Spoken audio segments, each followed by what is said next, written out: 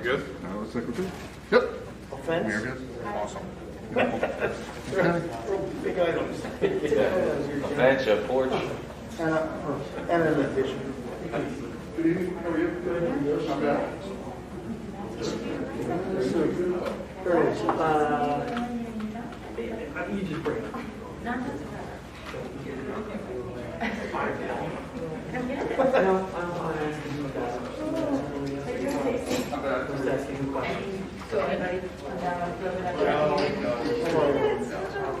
You're so far away. I was looking at your event. Oh, my brother's wedding. No, not your brother's. Your wedding. Your party. I saw one in my kitchen. Magnet. Oh, in April. Good. Yes, I'm Nice to see you. looking forward to it. Gotcha. I was like, no, that was my brother. I thought you came around with Facebook. It's hard to tell when you're As long as I can, Yeah. I mean, maybe in that far chair, just so I'm more looking this way. Not that I can see his mouth anyway, but This one? yeah, I guess so. Did the shorts come in? So why don't you fly to the neck? That's okay. And then that way he's going to come here. I'll call you. You're good. Three people coming in during the day. Like this does the county. No, we're not doing hospitality. We're still, Arbor Square requires that full-time. Yeah, okay. Sure. Concerns about him playing with his catheter and all that. Okay. So he's got these two weeks. Came every day from you, first day we were at the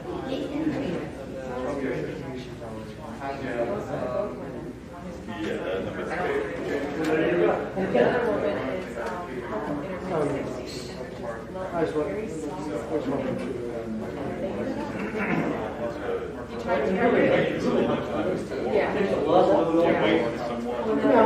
No, I just want to make sure we're doing it. Sometimes you have to. and then I called Peter's house, so I could just get it. We're on number 12. Okay, I'll lose track. Yeah. Reach out to her. Right, If she exactly. knew, And, maybe you had a conversation with I her. think there's some options. Okay. Arbor Square is where it is now. Robert Square. Arbor Square, no, we haven't looked at that, I just want to look at it, you know, how big the rooms were. She wants me to email her. It could be a good option. They have skills versus there. Okay, all right. Because I think she could. Jim. Hi, I'm Chris. Nice to meet you. Are you over the head? No, I wouldn't. Have you come to this meeting before? No. No, well, good, well, welcome. Nice to meet you. Hey, Margie. Hi. So nice to see you. I'm sure I'll let you know if you did. You think? Do you want one? Do you want one? Is this for? Okay. Yeah, I'll take one. If you have enough, it's not no big deal. Fine, if you did, I'll give Bill mine. I know the ordinance sections have changed. Wait,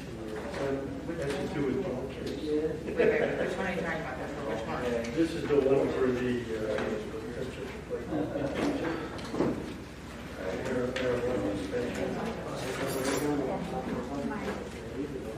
Work session and then we're going to at 6 and then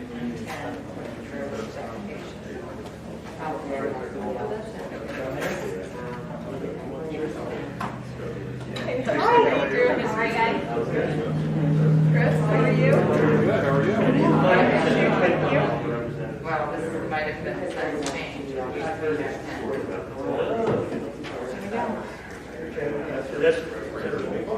I got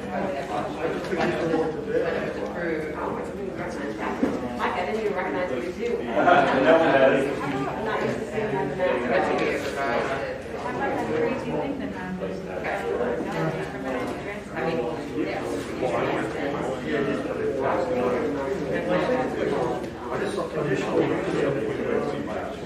Oh, really? I did that one. Yeah. should be fairly. So I live right off, I live right off. Well, there's nothing under the law that requires conditional use. I could suggest to Bill if you want to go. And I think it's certain, I don't know if they ever. They never had to do that. That's there's nothing in the essentially law that requires it. Yeah.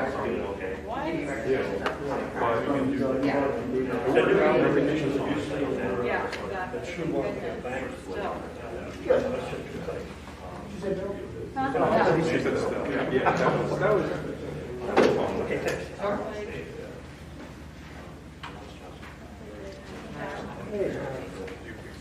Yeah. Shop John Jarrett.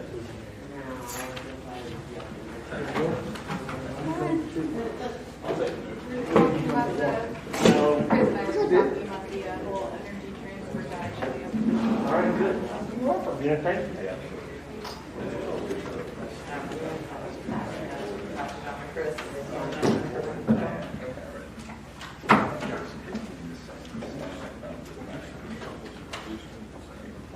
I guess he has two. yeah. Oh, okay. All right, I'll change that. I'm not sure. It comes up automatically. I know, it's not a problem. I just thought I would.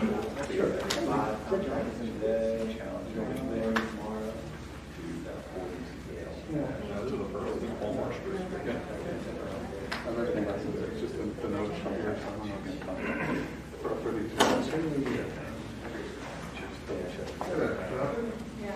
I'm new here. Do I need to sign up for this call thing? Oh, I'm sorry.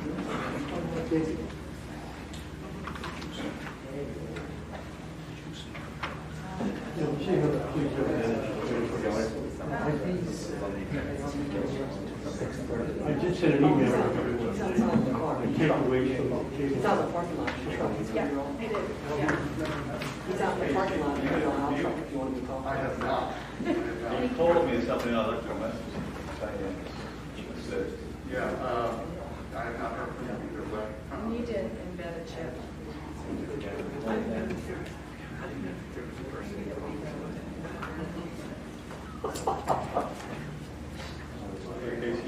I'm ready.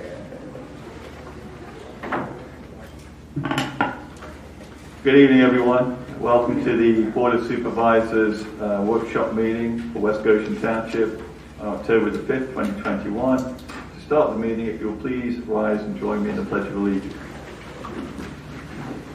I pledge allegiance to the flag of the United States of America and to the republic for which it stands, one nation, under God, indivisible, with liberty and justice for all.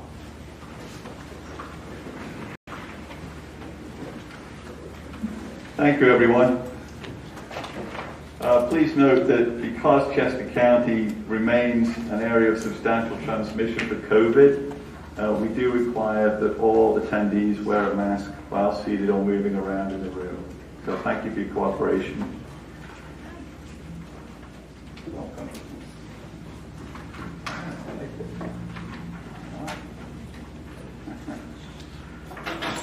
So the first item on the agenda tonight is number 3, Board of Supervisors Hearing 1 of 2021, Conditional Use Hearing for Vehicle Repair Facility at 115 South Baltimore Street for the applicant excuse me, I put my glasses on, Afif Abdul Malik. Welcome, hello. Thank you for being here. So I'm going to Take go over? to Kristen. Sure. So this is a conditional use application. Applicant seeks conditional use approval pursuant to section 84-96F1 of the West Goshen Township zoning ordinance to use the property at 115 South Baltimore Street for automobile sales. He's currently using it as an auto repair shop and an inspection station. I have the following board exhibits. The first one is the conditional use application. It was received May 25, 2021. Second exhibit is a proof of publication of tonight's hearing. This hearing was advertised in the Daily Local News on September 14 and September 21 of 2021. The third exhibit is an affidavit of posting. Mr. Webb posted the property on September 21st and also mailed notice of tonight's hearing to property owners within 1,000 feet of the subject property. Board 4 is a letter from Mr. Nagel. He agreed to not hold the hearing within 60 days. They needed to get a site plan put together. So that letter of June 16th, 2021 is B4. B5 is another letter from Mr. Nagel dated August 30th, agreeing again to not hold the hearing until October 31st. And then B6, I always like the board to have an aerial map to show where the property is located in proximity to other properties. So with that, Mr. Nagel, do you have any objection to any of those exhibits? I do not. Okay. Is there anybody in the audience that owns property or leases property in close proximity that wishes to be recognized as a party by this board? Okay, so there's nobody that wants to be a party. I'm going to turn it over to Mr. Nagel. Just so the board remembers, this is a conditional use is something that there's been a legislative decision that the use is appropriate in this particular zoning district.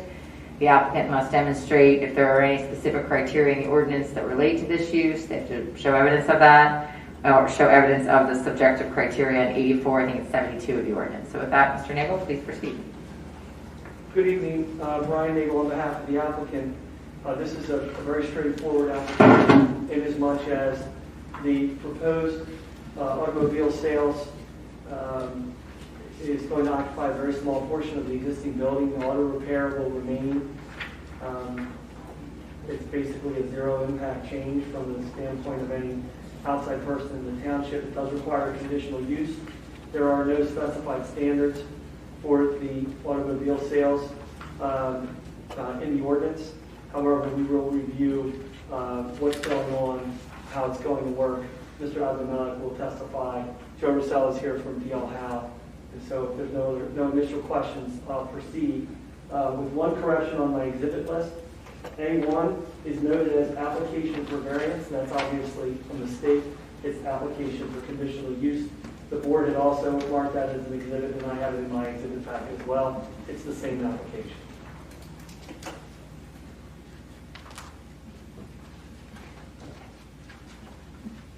If there's no initial questions, I'll call my first witness.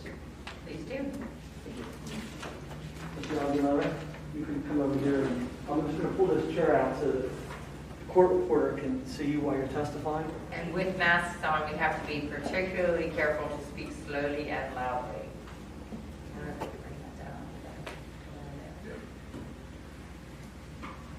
Sir, you have to raise your right hand and be sworn by the I'm just going to swear you in, sir. Do you swear the testimony you're about to provide be the truth, the whole truth, nothing but the truth, so help you God, or so you affirm?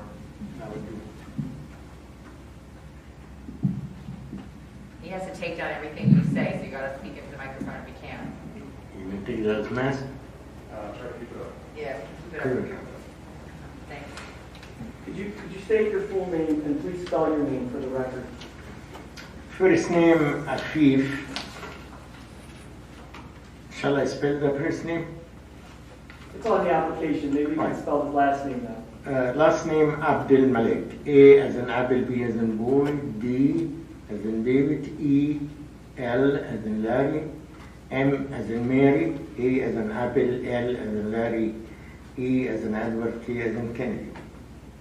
And you're the owner of 115 South Bolmar Street, correct? Yes. And you've run an auto repair shop there for about 25 years, is that right? Yes. And I've marked your deed and your use and occupancy certificate that was issued by the township as exhibits A2 and A3, respectively. You're familiar with those documents, correct? Yes. And your automobile repair shop is fully licensed by the state of Pennsylvania, correct? Yes. And with the subject application, you're proposing to add a small automobile sales operation at that same property, is that correct? Yes. Is it fair to say that the vast majority of the existing building will remain with the automobile repair use? Correct. And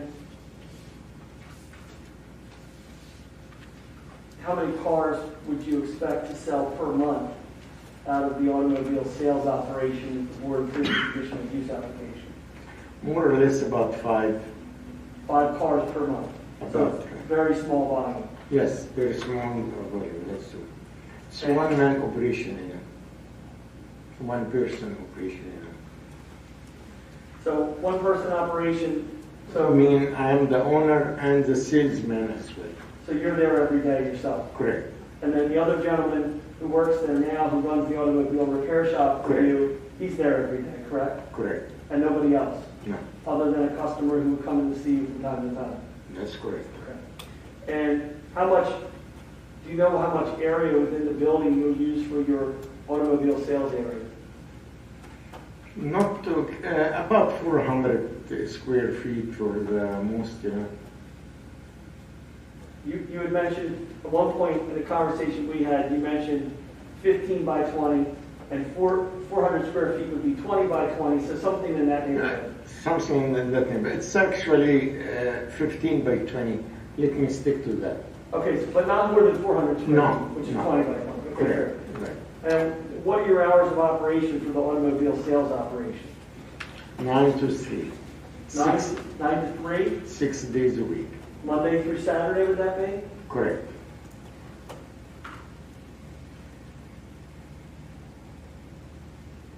In a conversation that I'd had with the township staff, they had mentioned possibly trying to create, your lot right now is mostly all impervious, right? Correct. It's stone area in the back, paved area in the front, and your building, is that right? Correct. And the township staff had mentioned the possibility of looking at adding some green space in the rear of your property. You're willing to do that, correct? Yes, I will, according to the drawing, yes. So what Mr. Russell is going to show the board in terms of adding some grass area in the rear of the property, you're acceptable if that was a condition of this board's approval of your conditional use application? Yes.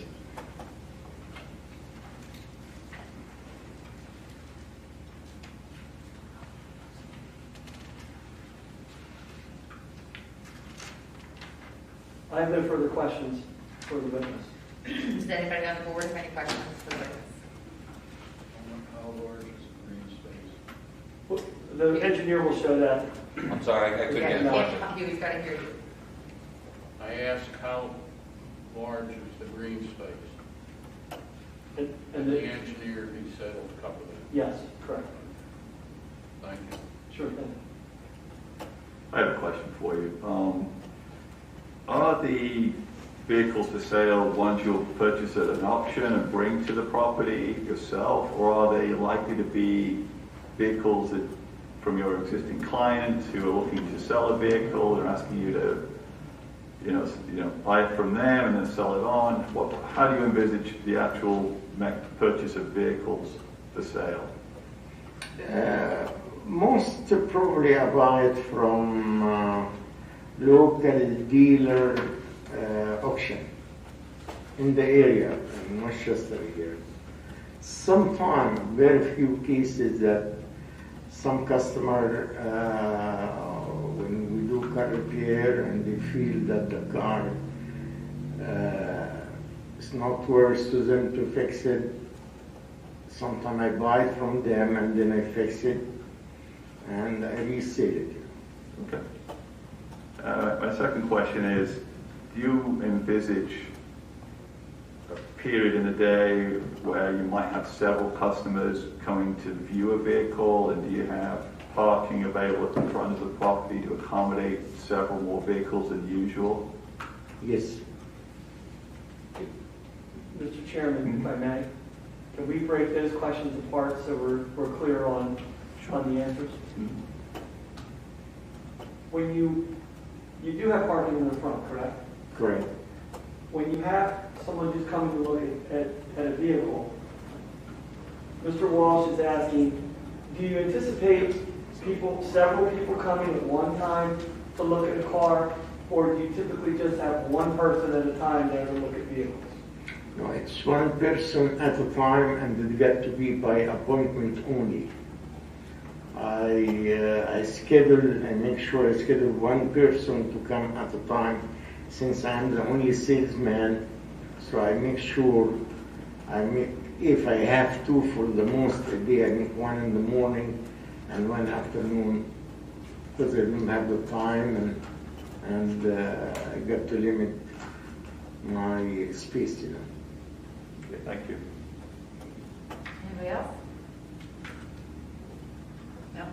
Okay, you can call your next witness. Okay, thank you, Pete. Thank you. Next witness is Joe Rosella.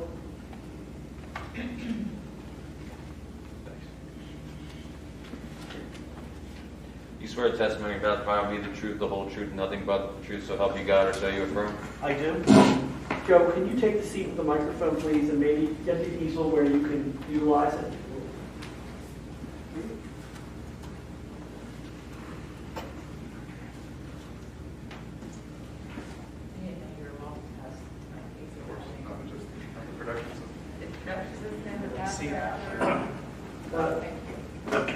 I happen to be personally familiar with the fact that Mr. Rosella has been accepted as an expert in civil engineering by this board on numerous occasions. May I request that you accept him on this occasion as well? Sure, yeah, unless Yeah. the board member objects. Yep. Thank you. Good evening, Mr. Rosella. Could you state your name and your work for me? Sure. It's Joseph Russella, Russella, and I'm employed by D.L. Howell and Associates, spelled Howell. And you're familiar with Mr. Abdelmalik's application for conditional use for the automobile sales, correct? Yes, And you were present during his testimony a few moments ago. yes. Did you conduct a survey and prepare a conditional use plan to show the property and the parking and some other things that we're talking about here this evening? Yes, I have. And that would be the plan that I've marked as applicant's exhibit or A4 for identification, is that correct? That's correct, yes. Can you just give the members of the board an overview of that plan? Yes, so this is the property that's located at 115 South Balmar Street. It's on the east side of Balmar Street. It's a rectangular lot. In the front of the lot is a L-shaped building, which is currently the auto repair and body shop. As the site moves to the east in the rear, is behind the building is a combination of grass and gravel. And what's depicted on the plan on the far eastern portion of the site is a hatched area where we've represented about 8,663 square feet, which represents 20% landscape area that we're proposing to remove the gravel and convert that to grass, whereby reducing the 100% impervious coverage to 80% and then having 20% green. Moving to the west or in the front of the site is depicted parking spaces that will accommodate the new use, which is identified as a rectangular area of 400 square feet. And depicted on the plan is a handicap compliant space and then an additional parking space. There's also existing parking beyond that. But what we've shown is to satisfy the new use. And I trust that the handicap parking and the grass area that will be created to the rear would be handled just would that just be a grading permit from the township? I believe it would be handled under a grading permit since there's no increase in building square footage. And for this application, for what Mr. Abdelmalik is proposing, there's no proposed construction whatsoever, correct? That's correct. And you've calculated and shown compliant parking for the proposed use, correct? Yes, On the plan. it's depicted on the parking requirement tabulation. I don't have any further questions for Mr. Rosella. Board members, any questions? Just for clarification, the proposed handicap spot, is that going to be asphalt, or is it just going to be designated within the, as gravel, but with designation as handicap space? No, it is asphalt. It's currently asphalt? It's currently asphalt, and it will be restriped and confirm that it meets the ADA requirements for slope and basically just really for slope because it's an asphalt all-weather surface. Okay, thank you. I have a question. So your plan shows, and my eyes are bad, but 16 spaces will be provided or proposed. Do you show 16 striped spaces on this plan? The existing spaces for the retail sales is depicted in the front of the body shop on the southern portion of the plan, and then it's also on the northern side, behind a little bump out. So the existing condition is that there are spaces outside the building and spaces inside of the bay. So that is what's depicted on the plan as 2 spaces. So you're not depicting striped spaces outside other than the 2 new ones for the sales? That's correct, yes. Is that okay, Bill, or do you want them to stripe all? I mean, if to the extent that there are spaces being provided outside of the building, don't we want them to stripe them? They should probably. Yeah. Is that a problem? I mean, it seems like. Well, the parking for the automobile repair sales, the automobile repair use is an existing. I understand that, but you're here asking for something new, and it's, why not make it better? It'll help him designate the parking spots better. We have no problem making it better, but we're not asking for anything with respect to the automobile repair, which is why when I initially discussed it with the township staff, we were going to show that the space is available for the parking for everything, but that we were going to most likely, subject to a discussion with this board and what the township wants to do, but most likely we're going to stripe the asphalt paving that's in the front. In the back, it's not paved, but I don't think there's any issue with striping. But to the north of the building on this plan, again, my eyes are really bad, it looks like you're designating or showing like the dimensions of spaces. Why not just stripe anything that's outside that you're showing as being available as a space? Why not just stripe it? We don't have a problem with putting painted lines there. Yep. Okay. That's I fine. mean, again, I don't want to speak on behalf of the board, but it seems like if you could improve the situation and you're going to be having paint out there anyway, why not just stripe all spaces that are outside that are shown to comply with the ordinance requirements? I think it's fine. Okay. All right, thank you. I didn't have anything further. Anybody else have questions for Mr. Rosella? Bill, do you have any issues with anything or any suggestions? No, Mr. Craig and I had met with Mr. Nagel previously on this application.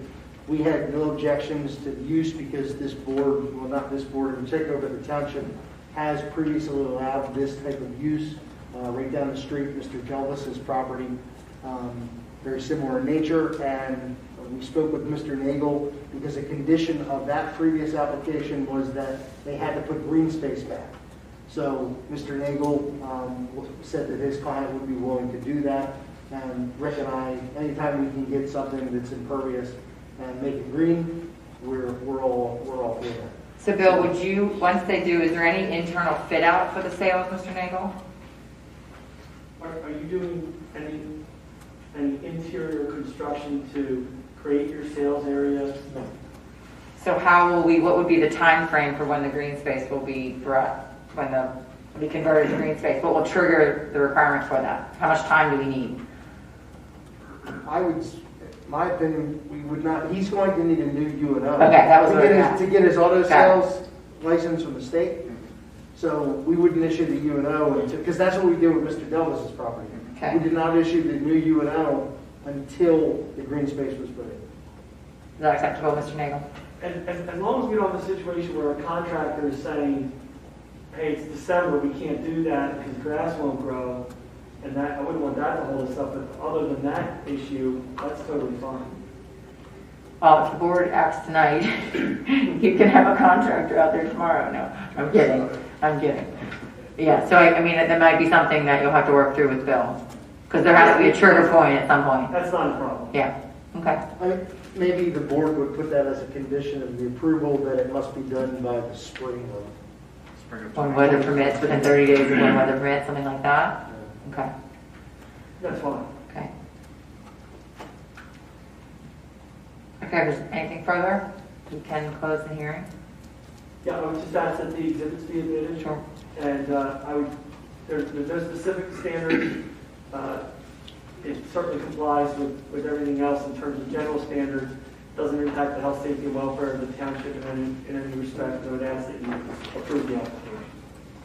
Typically, I ask the board to contemplate it, consider it, let me come up with a draft decision. In this one, if you're comfortable to act tonight, you could. My two suggested conditions would be, obviously, as we just mentioned, that they comply with the plan that's been presented as Exhibit A4 in terms of converting the 8,663 square feet to green space, and maybe the condition reads that they have to do so within 30 days of weather permitting.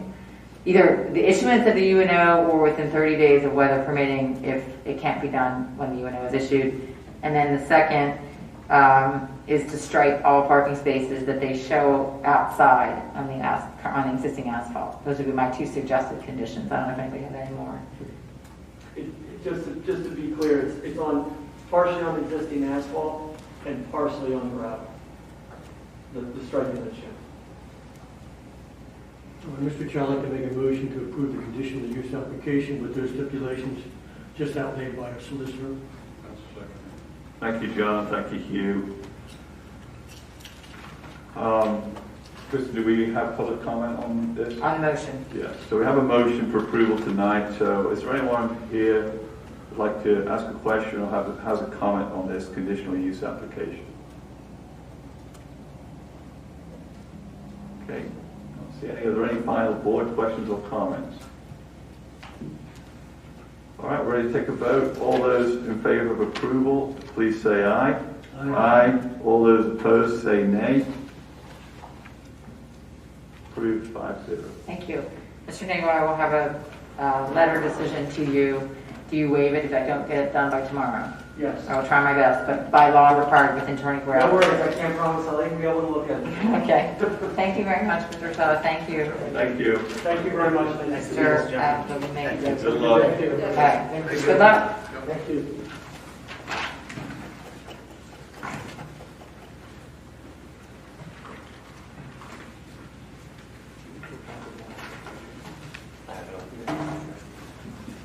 Good evening. Yeah. Come on right in front. You've been there plenty of times. John, this will be the witness seat then, right here with the microphone.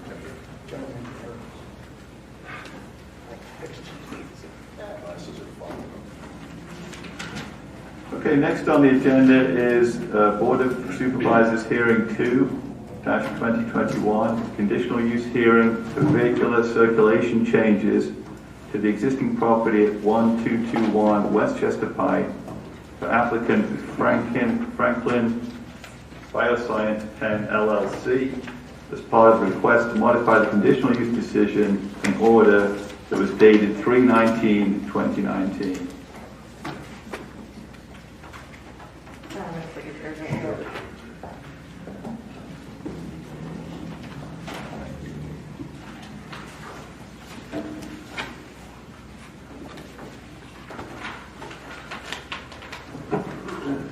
Thank you.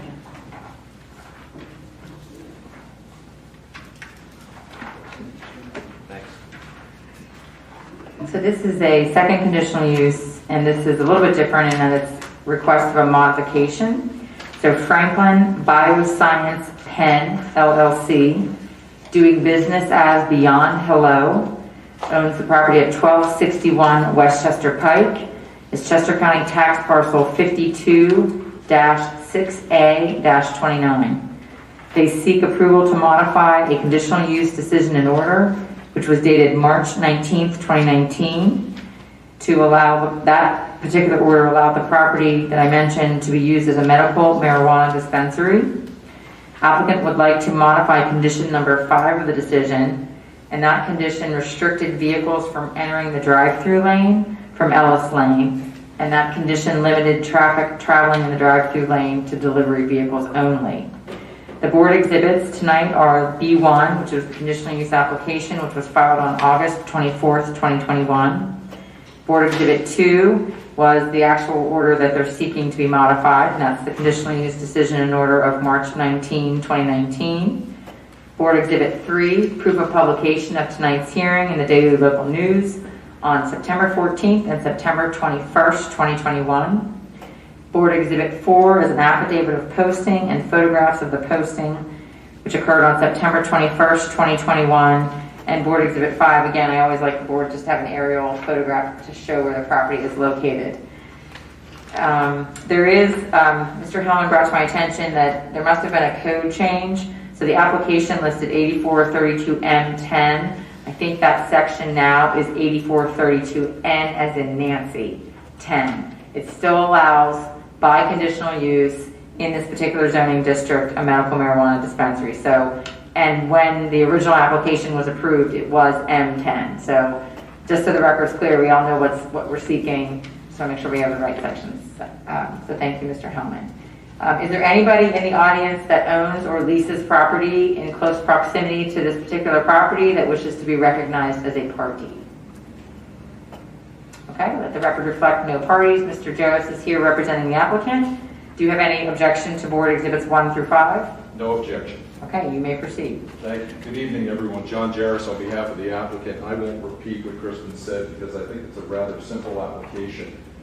The only reason we are back before the board this evening is to request an amendment of that condition number 5 in order to permit patron traffic to exit the drive-through lane to Ellis Lane and to exit and to modify it so as not to only encompass delivery vehicles. And you'll hear a little bit more about that in a moment.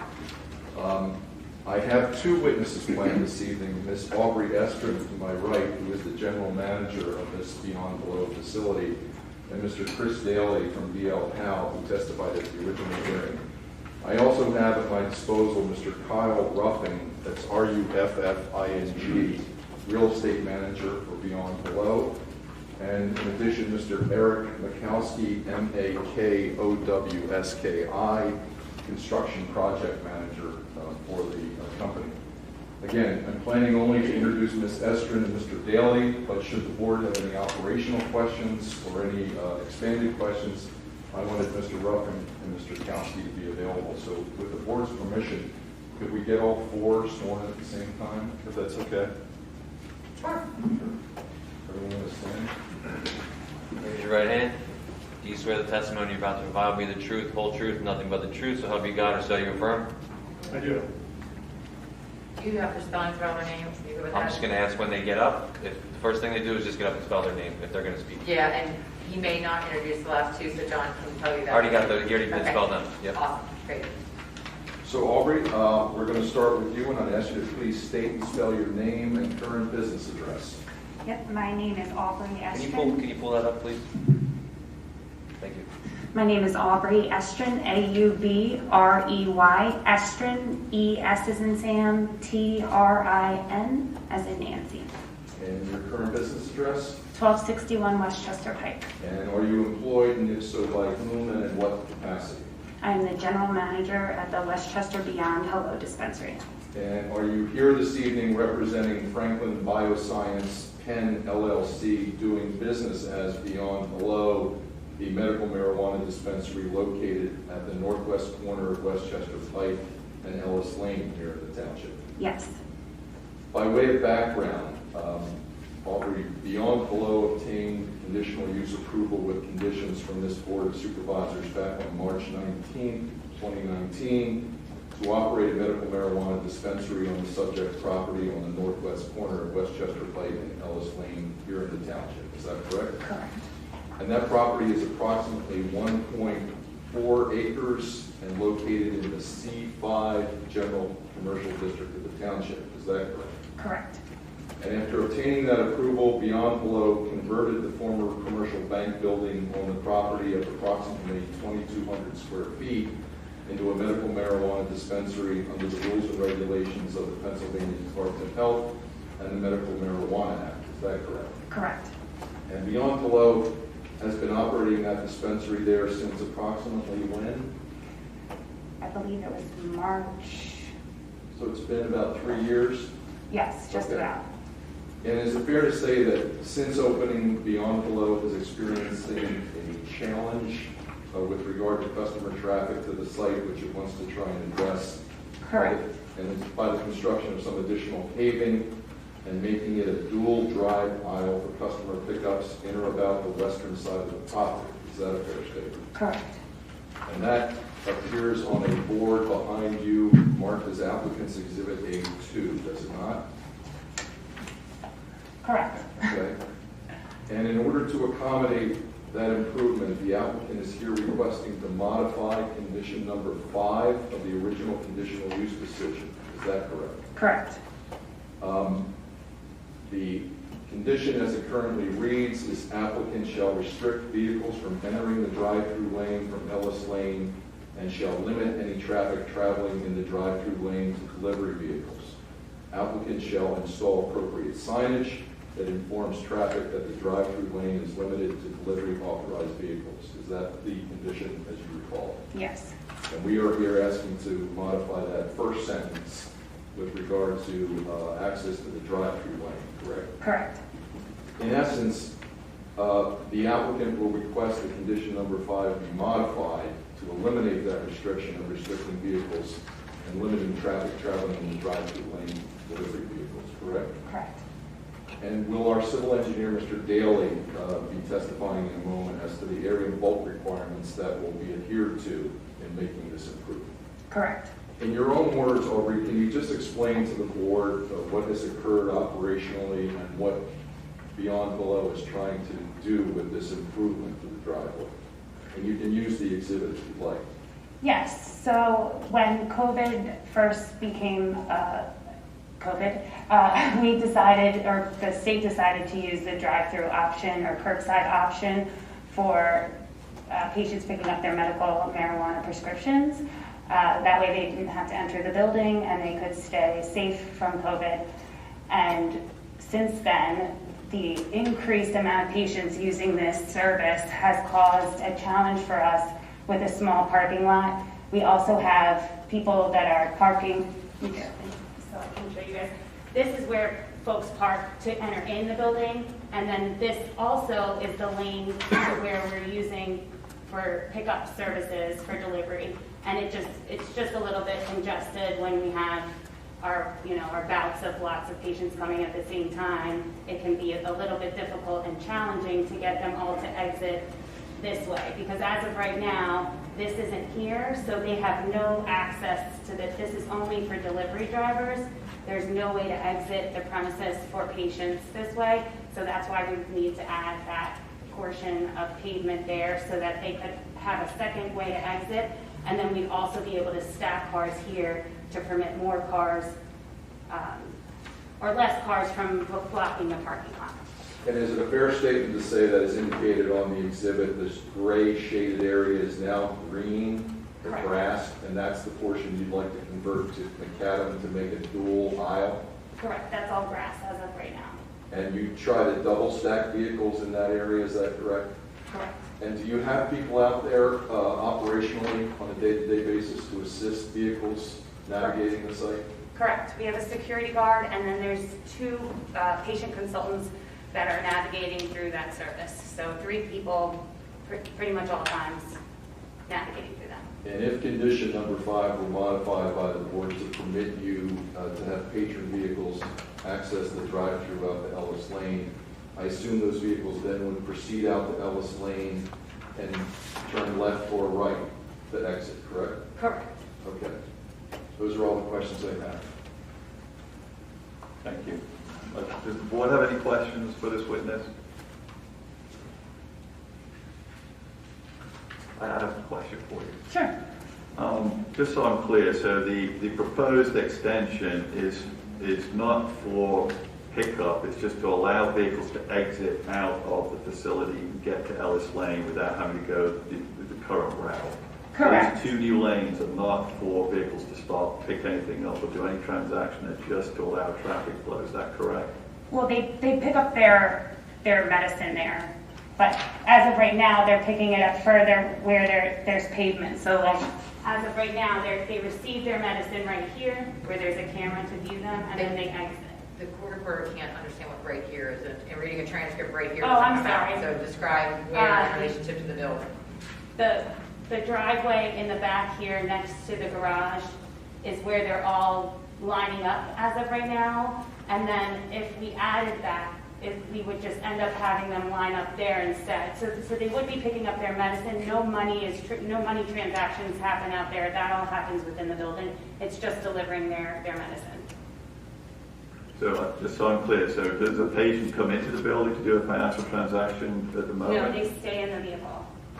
Okay. Is this solely because of COVID, or is this, will it revert back to a transaction occurring within the building once COVID is not as much of an issue as it is today? I believe 2 months ago or 3 months ago, the state extended it indefinitely for drive-throughs. So they approved curbside pickup for medical marijuana indefinitely now. It's not just a COVID amendment anymore.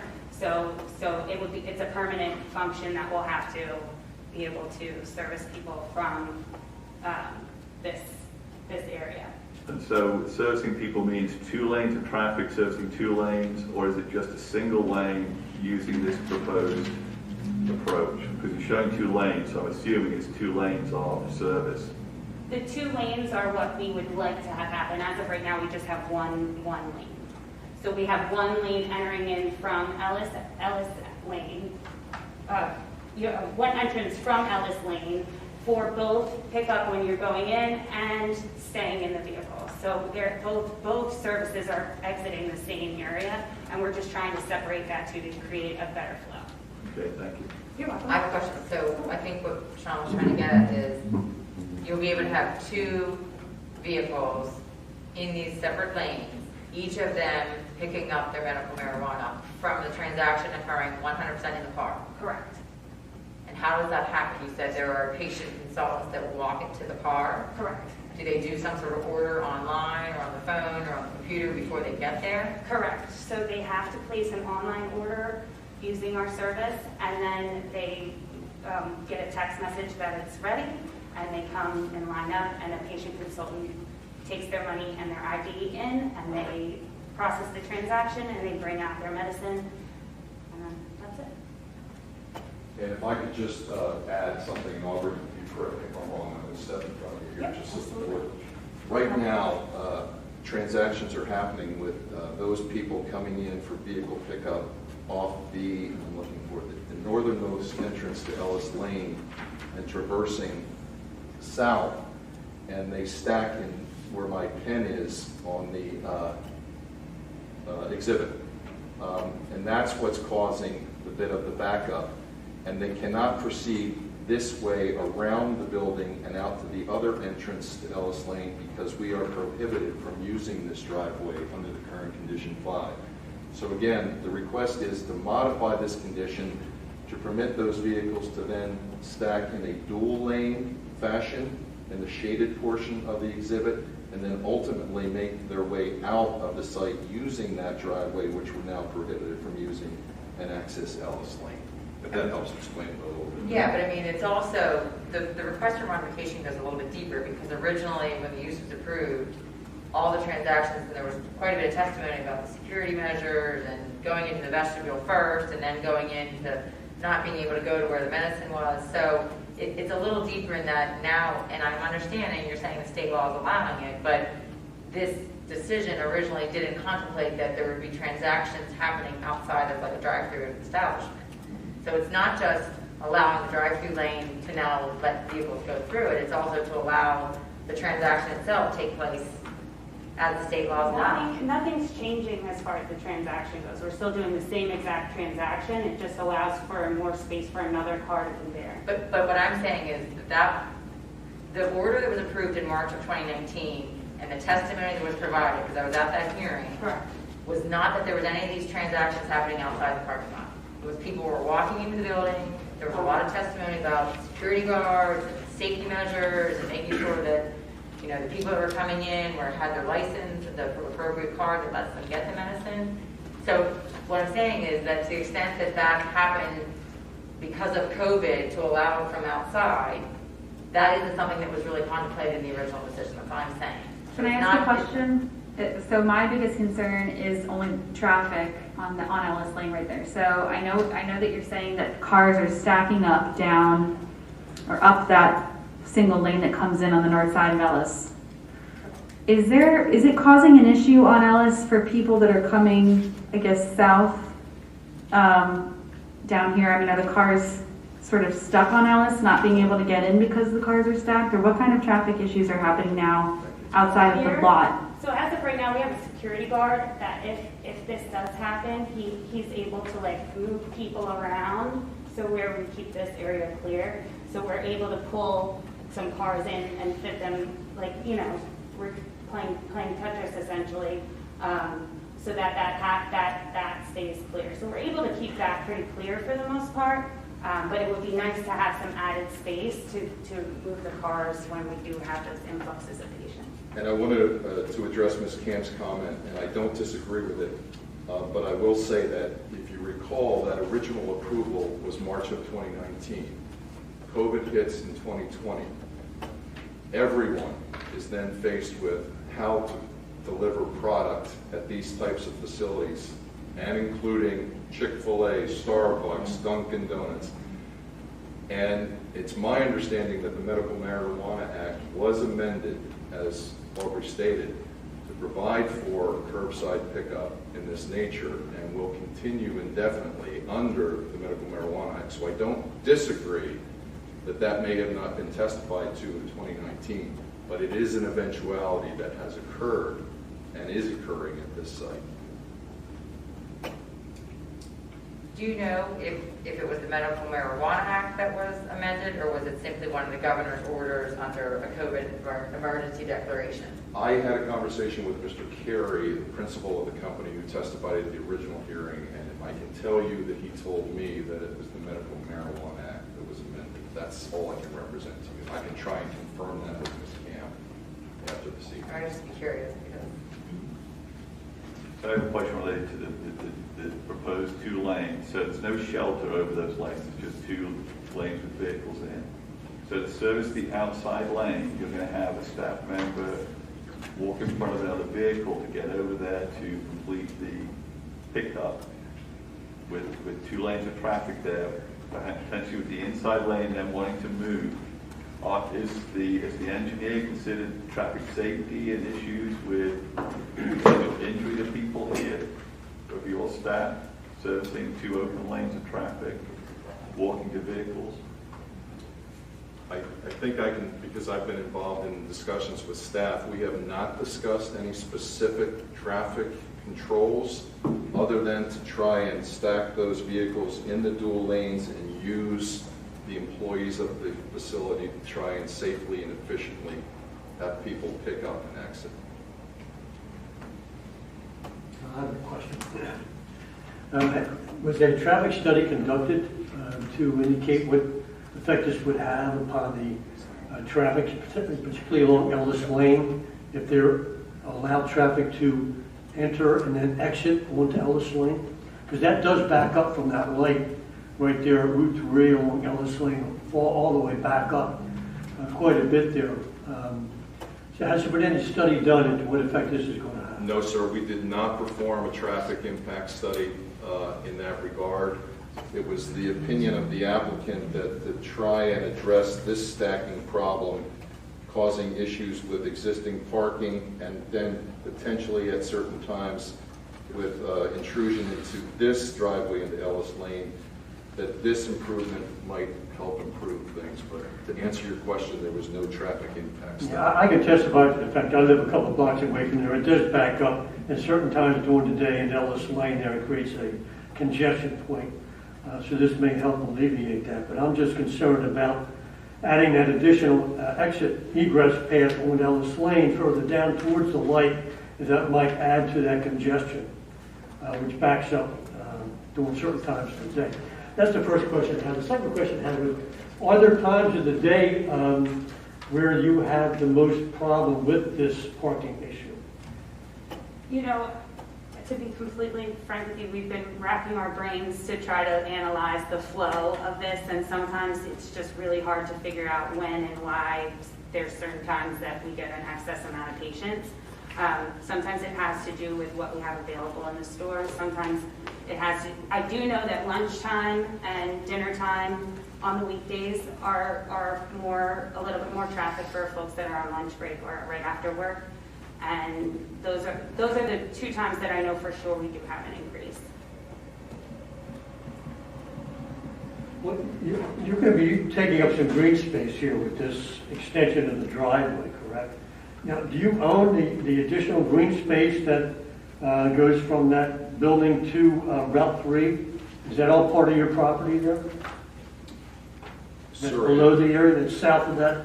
This area? Yeah. That is part of the leased area, yes. Could we get some trees or shrubs or something out of this arrangement as a conditional use for this?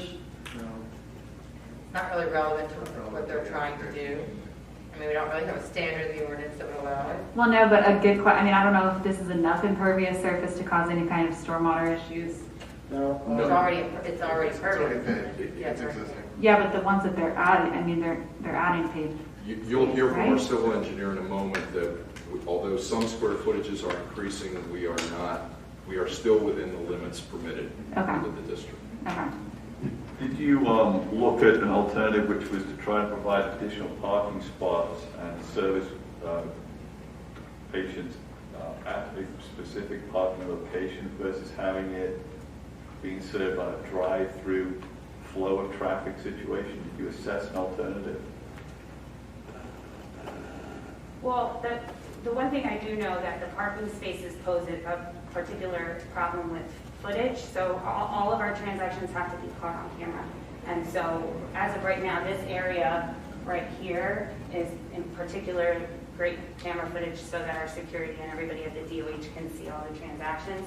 I think that when we talked about using these as like a spot 1, spot 2, spot 3, and then your order's ready, there wasn't sufficient camera footage on this side. And we looked at adding a camera over here, but there posed some issues with wiring it and the weather, and so that was kind of an issue. And then also I think too, even if we added those parking spots, it's 70% of our business, so these transactions are happening pretty quickly, and I think that maybe parking and then getting out of the parking spot would add time and then therefore more congestion. And I can represent to the board that adding additional impervious coverage is really prohibited because of limitations with impervious coverage. We are pretty much at our maximum, and even this is going to take us closer.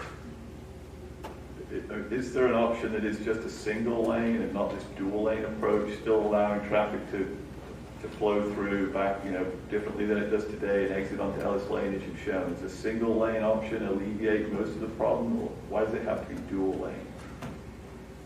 I just think that, I think they're trying to do the dual lane just because of the increase of the folks using the curbside service. And in this particular location, we have more than everybody else for some reason. So I think that they are trying to plan for that. And again, in my conversations with my client's staff, if we were to eliminate the dual lane, then we're just essentially moving that stacked parking line in that fashion. With the dual lane, we're trying to get them away from these parking spaces and up here so that these patrons can then back out and proceed to get out of the site. Is it an optimal? No, but again, we're trying to work with what's available to us. I would say, honestly, four vehicles is the typical that are waiting right here, and we could put if we double stack, we would completely clear that up. When you say here, you mean to the I west of apologize. the building? To the west of the building, I apologize.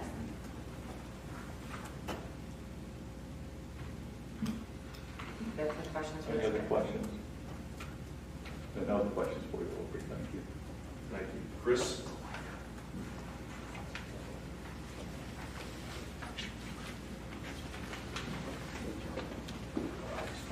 You've been sworn in, and I ask you to state your name, firm, business address.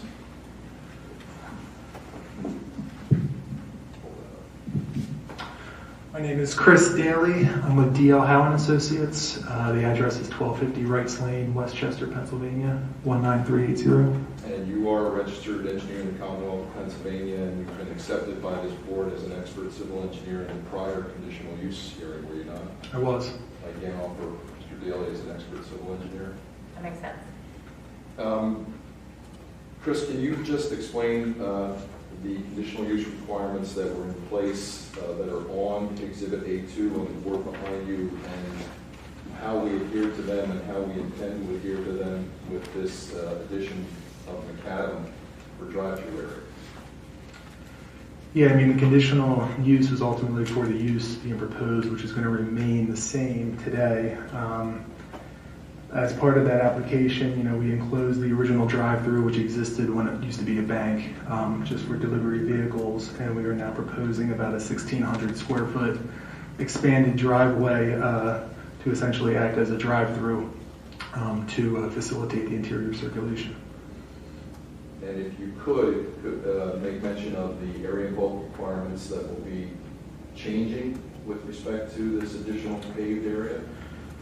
Yeah, so the area and bulk regulations that will be changing will involve the, well, first off, I want to just make sure it's clear on the record that the numbers I'm going to be speaking about in the area and bulk regulations will be different significantly from the original conditional use plan, because we now have a field survey that was done, whereas the original application was done using an aerial. So I just wanted to note that. The maximum lot coverage will remain the same in West Goshen. The lot coverage is the building coverage, and we are not changing the square footage of the building. The minimum green area is changing. The minimum required is 20%. We are decreasing it from 49.4% to 43.6%. Can you say that again, 49? 49.4% down to 43.6%. And the maximum paved surface area is required to be 55%. We are increasing that from 40.6% to 46.3%. And the rest of your calculations appear on Exhibit A2 in the bottom right-hand corner. And again, even if this application were approved and that additional asphalt area were constructed, we will still be compliant with the C5 area and bulk requirements, correct? That's correct. And you reviewed the conditional use standards within the Township zoning ordinance, have you not? I did. And you have an opinion as to whether or not this application is testified to this evening meets the specific objective standards of the zoning ordinance? It will meet the standards. Very good. Those are all the questions I have for Mr. Dale.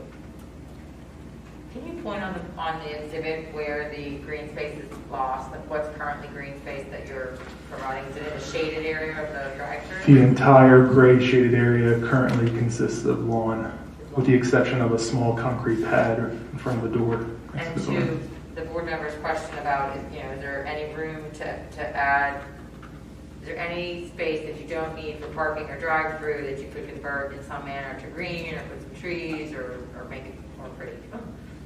Well, just to build on Chris's point, and the board is concerned in general with the storms that we see in this area now. You're probably all very familiar with them. The ordinances and the area and bulk requirements that we have. We're seeing that these aren't sufficient to mitigate the effect of stormwater runoff in our neighborhoods and on our streets. So although complying with just what we have on paper today is one thing, the questions you hear from the board are related to what can you do to make things better. As we look at this application and understand what you're looking for, we're trying to say how can we help make sure that this increase, decreasing green from 49.4 to 43.6 and 40.6 going up to 46.3. Now there's more paved than there is grass area. So what is it that can help stabilize the remaining grass area such that it is able to absorb more water than perhaps it does just as grass does, which isn't much. So that's the genesis of these questions. We're not trying to make it pretty. We're trying to say what can you do to help stop more water flooding into an intersection in the kind of weather events that we're experiencing. So just want to give you the background as to where the board's coming from. Thank you. Any questions for the engineer? I don't think they really answered though. Is there any opportunity or space to add anything? Landscaping as far as trees or anything? I mean, I understand you're saying you're complying with the C5. That's not challenging that. We're just saying, you know, you are requesting a change, and I get the law on that. But just thought it was a question asked, and just seeing if you think there's an opportunity anywhere to put where you have, I guess, 43.6% green space. In that green space, could you put some trees, or are there trees? Well, as I understand it, there are two issues. There's one with trying to improve stormwater management, and then two, there may be an issue associated with additional trees. Is that a fair statement? Well, together to me, trees are a much better way of absorbing rainfall, stormwater than just a grass surface. Grass surface can get, you know, it's got limited capacity and will run off very quickly. A strong tree root system will absorb a lot more storm that falls on the property, stormwater. Speaking on behalf of my client, I believe we would be willing to take a look at trying to plant additional trees along Westchester Pike. I can't commit to the amount, but if you would permit us to work with staff on that, if the board were inclined to approve the application, I can give you the applicant's commitment they would do that. Other questions from the board for the engineer? Bill has something to share. Bill? Chris, have you guys looked at any type of pervious pavement that could increase your infiltration? We have not, but I spoke to the applicant. I haven't had a conversation yet with Rick Craig about what's going to be required for this. I would think it's going to be a grading permit, and then, I believe we exceed the stormwater impervious threshold for having to comply with the ordinance. So we're most likely going to have to do some sort of underground infiltration bed. That's kind of what I'm thinking. We have a proposed curb along there, so I'm kind of envisioning like a type C inlet we're probably going to have to put in there. It's going to convey, the runoff from that addition into an underground infiltration bed. So that's kind of what I'm picturing. I'll discuss that with Rick Craig and kind of figure out exactly what's going to be required. And, the stormwater management ordinance is kind of geared towards, trying to improve other areas within the township with how strict the regulations are. So I think by complying with the ordinance, we would be improving that area and what's existing today. That's good to hear. Because we recently did have an applicant who turned his entire driveway into pervious pavers so that he could meet his green space requirements to improve stormwater. Just a suggestion to look at. Okay, yeah, we'll definitely take it into consideration. I just want to go back to my previous question related to safety of people performing the transaction with a dual lane approach. From a traffic flow, control, management, what is envisaged here as to how people, having completed a transaction, move forward to exit onto Ellis Lane when there's another vehicle alongside them, with somebody potentially doing this pickup transaction. So it's a general question to anyone on your team, but I do have concerns about the back and forth for vehicles and how it gets managed appropriately in a safe way. It's not the same as pulling into a pickup spot at Home Depot and coming out to your car and doing it. And I certainly think it's a valid concern, and I'll open it up to my team, but my comment with regard to what I have discussed with my client is with 2 lanes, and if it were just 2 lanes and people having to navigate by themselves, I would think there would be more of a concern by the township with regard to safety. But we will have employees out there to assist in safely having those vehicles exit. If you've seen the new Chick-fil-A setups, I think there are 4 lanes stacked across, and they seem to navigate. But they wear protective, they're wearing like crossing guard outfits, truly. I was just there for the first time this weekend, and they're all wearing bright. The employees that are bringing food to your vehicle are, I don't know if you have, maybe that's what you're trying to get at, Sean. Yeah, it's any safety measure. Yeah, absolutely. That's probably something I would definitely. The other thing I was also thinking is I have a security guard out there at all times as of right now that's kind of maneuvering traffic, and I would, I would think that would be my fix, is that he stays right there in the front of the vehicles as those employees are walking in front, so that he can direct the traffic to make sure that nobody gets hurt, as well as wearing I like that idea of the crossing guards. Attire. Attire, yeah. Just one last question. I don't know if there's any information on this at all. Is there any evidence or information, data that shows that drive-through pickup transactions from a medical marijuana dispensary are more prone to potentially crime situations than a in-building transaction? I don't know specifically to drive through. I do know that we just they looked at all of the theft across the nation, and I think because of the cameras and in most states how regulated it is, I think the numbers aren't there. Okay, thank you.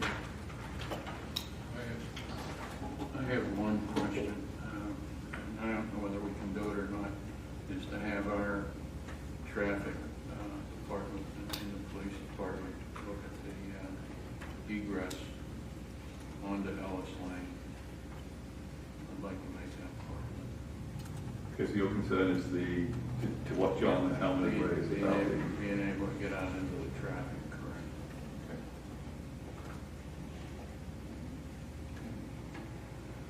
Does the board have any other questions? Hearing none, that completes the applicant's testimony. I move into evidence applicants exhibits A1 and A2. Any comments?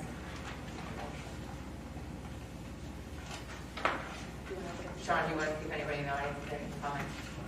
Yes, we can do that. So is there anyone in the audience who has a comment or a question for the applicant related to this conditional use hearing? There are none. Okay, unlike the last application, I would like some time to think through proper wording of conditions. I'd like to speak to Rick Craig, if I can, about just the traffic situation, and just maybe consult with Mr. Jaros as to what, think about it a little bit more in terms of, I'd rather you come up because you know your business, you know your employees, you know your hours of operation, what would be your safety protocols. I think you hear the board's concerns. So we can maybe have that dialogue. You do have a meeting coming up. I don't suggest we need the full 45 days. So, October 19th, I think we'll be in a position to bring something back to the board for a vote, if that's okay for the board. Yes, but will you have enough time to really examine, we brought up the whole trees thing and looking at, will that be enough time for the end of October? Yes. Okay. Yes. October 19th. And is that a 7 o'clock meeting, the regular board meeting. Okay. Thank you very much. Thank you for your time. Thank you. Thank you.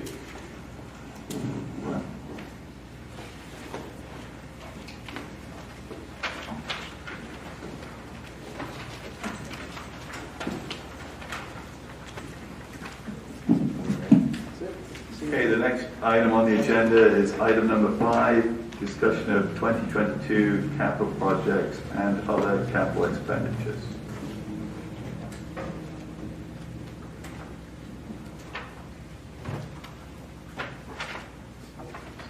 So Casey, how do you want to manage the process here? We had reviewed this 4 or 6 weeks ago. We've given some direction to staff around the preparation of it for a subsequent discussion, which is happening now. The board has got the list of proposed capital equipment replacement and upgrade, and the projects that are listed as well. We've received that. Correct. We can go through by department and hear board comments about each one, and then we can review the overall totals and how it lines up with where we've been and what was expected. Yes, I would suggest we do that, and we have all the department heads here, so. So first one up is admin, correct, Casey? Correct. Yeah, I can take care of that to start. And I'm going to suggest, obviously this is a working motion. We talk about this every day with our department heads, and I did not, of course you got your packets on Friday, so I didn't want to give you an interim, draft number 2 over the weekend or Monday. I'm going to suggest that the vehicle replacements Item number 6, item number 8, 9, 10, each at $30,000 be pushed to 2023. They're relatively new. We hold on to those. They are not driven out of the township generally, so they're local mileage. They're well maintained. The maintenance is done, per manufacturer's recommendations, so they're in excellent shape. So we should hold on to them at least through 23. What kind of mileage do they have on them?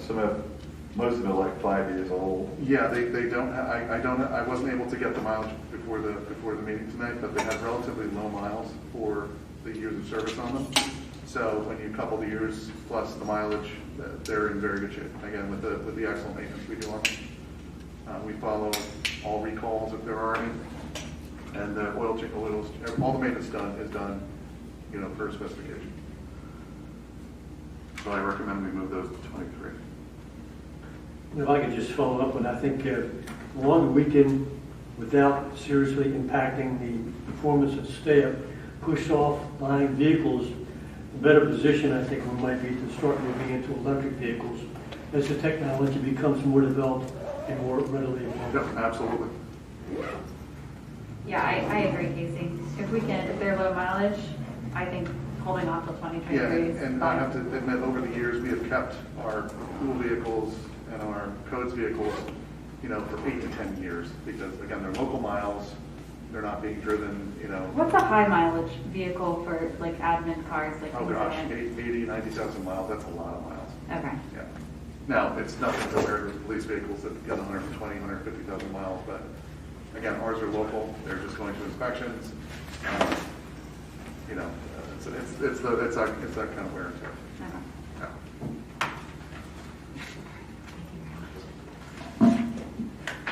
Any other board questions? I have a question on the hybrid meeting room. I know we asked you to look into what it would take to be able to run meetings both in person and have be able to interact, potentially with people virtually. Is this just a ballpark number? Is there anything behind this number? Or yeah, Chris has done the investigation. Had 2 companies come in. Chris was on to discuss. Mr. Chairman, so I've had 2 companies come in, and the number that was put in the budget was based on my experience in Malvern Borough. In the 2020 budget, we had put in 2 different options. There's essentially 2 ways you can go with it. One's like a cart option, which is a 65-inch television with a web camera, and that was one price, and then one would be a fully integrated system, which was approximately $20,000. So that's where the number came from. If you go, I'm sorry. No, keep going. Sorry. If you go with the Malvern Borough ended up purchasing the cart option, and that was just over $7,500, and it provided a lot of versatility.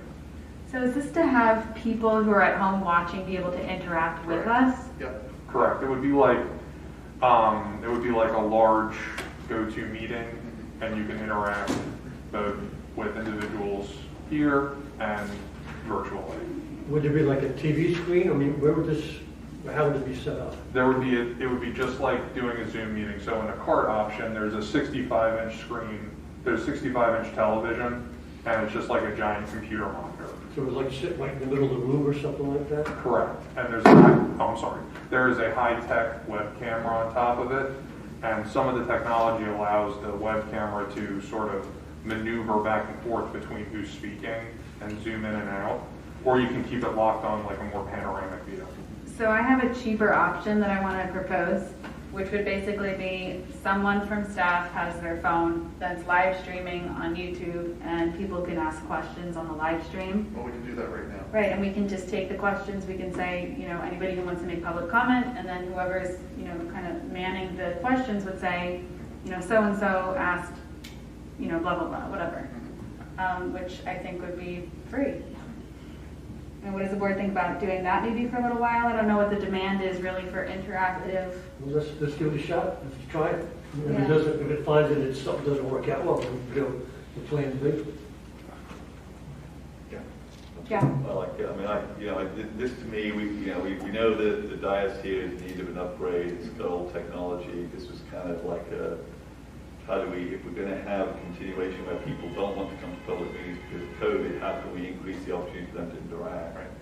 And I think, this is good first step to try it. And if there is a lot of people who would like to be interacting and can't because they don't want to come to the meeting, hopefully they'll use this and we'll know whether that's... Yeah, and we can play around with it too, because you can do Facebook Live, Okay. which has some different features. So if we want to try that, I would be, Okay. So this way, when you go on vacation, you have no excuse for coming to the... I never go on vacation, John. So Casey, I think we can drop that for now, off the list. I presume the IT server hardware is, That's I'm just a a big periodic believer in Yep. maintaining IT hardware systems. Exactly. And, I don't know whether the 5-year schedule it appears to be on. Yep. Is it a 5-year schedule you're showing here for these server change outs? Or? Typically 5 to 6 years. We rely on our IT company to tweak the schedule, but I think we might be 1 year overdue. Yeah, this thing will be 6 years next year. Yeah. Okay, so as far as I can see, then the only admin item is going to be this server. Correct. Thank you. Yep. And then second page is engineering, and the only thing Rick was looking for was an upgrade to our drone. I strongly suggest we push it to 23, if not further. So that would eliminate his request as well. I mean, I know he uses it, but I can't believe it's a high-use item. It seems to be, is it effective and functional today? It is. We just buy new batteries for it, and it operates. So. Okay. Well, I like that suggestion. Yeah. Any board questions on that? I know Rick's not here. Would you be upset to hear that you told him he can't have it? No. Okay. So we're on to the police budget now. Parks. I'm sorry. Okay, Doreen is here from Parks, so any questions anyone has? And again, all of these expenses for capital can be paid for at restricted parks. So again, we're receiving $2,500 per unit from any new residential construction. So the money is flowing in from Woodlands especially. So anything to do with parks maintenance, mowers, new facilities can be paid for at restricted parks. So I'd like to chunk this into two things. One is the replacement of equipment. So the kind of schedule for replacement of equipment, the mowers and the trucks. So that's a kind of typical request for something that needs the point in its service life where you decide if you want to replace it or not. So we can have that as one bucket of questions and discussion, and then I'd like to tackle the projects as a separate one. So we've got like 40 projects listed here. So if the board, what questions does the board have related to the replacement schedule that we have for mowers and a couple of trucks that are on this parks account? I'm going to raise the question again I had before about the 4 mowers. Can you explain, these are 2019 mowers.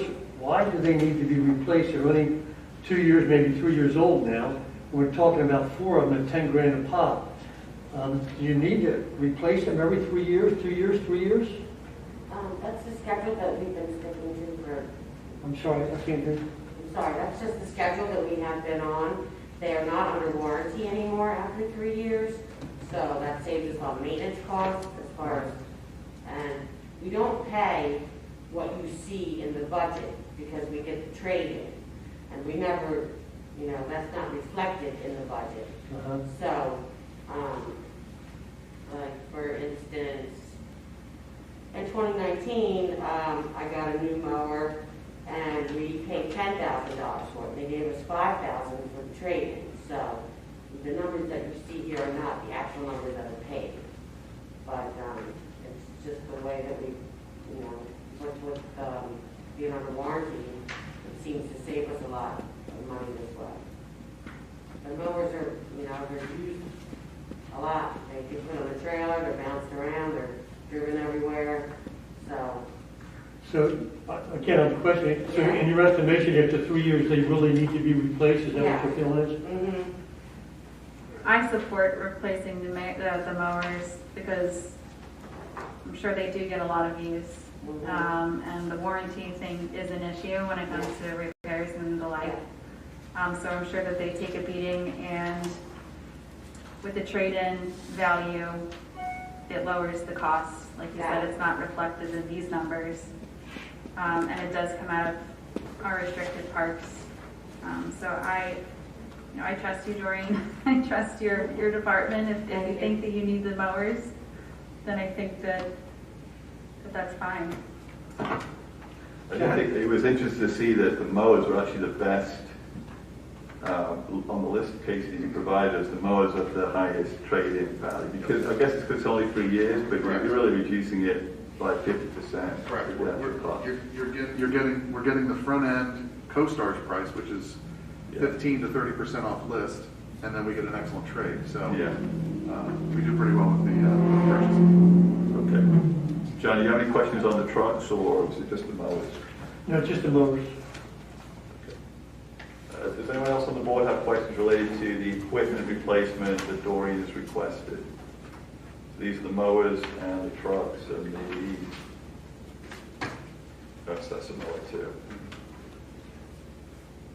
Okay, so let's move on to the projects that are on the list. So we've talked about several of these before. We have a big ticket item related to the community park splash pad proposal. Okay, so you have that listed at now up to $500,000. So I know when the gentleman was here and presented the kind of turnkey approach to the installation of the actual splash pad with the equipment. Correct. His number was more like $300,000 or so. Yeah, I think it was 330. Correct. 330. Yep. We also need significant land, essentially land development to occur at the site, which is not included. His is just the equipment. Right, so the construction around it, connection to the water supply, all the rest of it. That's all extra. So is a net formal estimate been done by Carol, or is this just a professional judgment by staff? Yeah, just discussions amongst the staff, Rick, about what we would need to do to do the land development in addition to the actual. I think that's a safe, like, not safe, but I think that's a good estimate of what it's reasonable for staff at this point. The other projects in here are the basketball court repair. That's listed at 144. Is that again based on some pricing? I think that was a Carroll Engineering estimate. That was Carroll Engineering estimate at the time. And It's within because weeks. it's failing, Yeah. So we've tried to patch it, people are turning their ankles, there's a pretty significant cracks, there's a drainage issue. Right. From day one of being built, it was an issue, so. But this project is intended to fix both the surface and the drainage issue? Yeah. Correct. Okay. No. There are two other projects listed. One is the fact that the community park only has the single bathroom. Correct. This would provide 2 bathrooms, both? It would provide a large addition, which would be a multi-purpose, multi-family bathroom space. Okay. So not a designated no, a family bathroom. No, exactly. Yeah, absolutely. And then the final project was the idea that maybe at Lambert Park we could provide a electric vehicle charging station, which is one of these more innovative designs that was standalone. Correct. Charged from off the grid. It's the main system. Yeah. We've heard a little bit of concern about that being quite a high ticket item for relatively low capability of charge. It's not like a charging station that's plugged into the grid. It's got the ground clock charging. This is battery dependent on charging, and whether there was better ways to spend that kind of money potentially on sustainability initiatives was back with the team. Right. That was the feedback from the Sustainability Committee. There's another project, Sean, on here, the playground at Cloud Park, which I wasn't really aware of where Cloud Park is. So it's mostly a baseball field, but there is a small playground there. And that dates back 40 plus 50 years.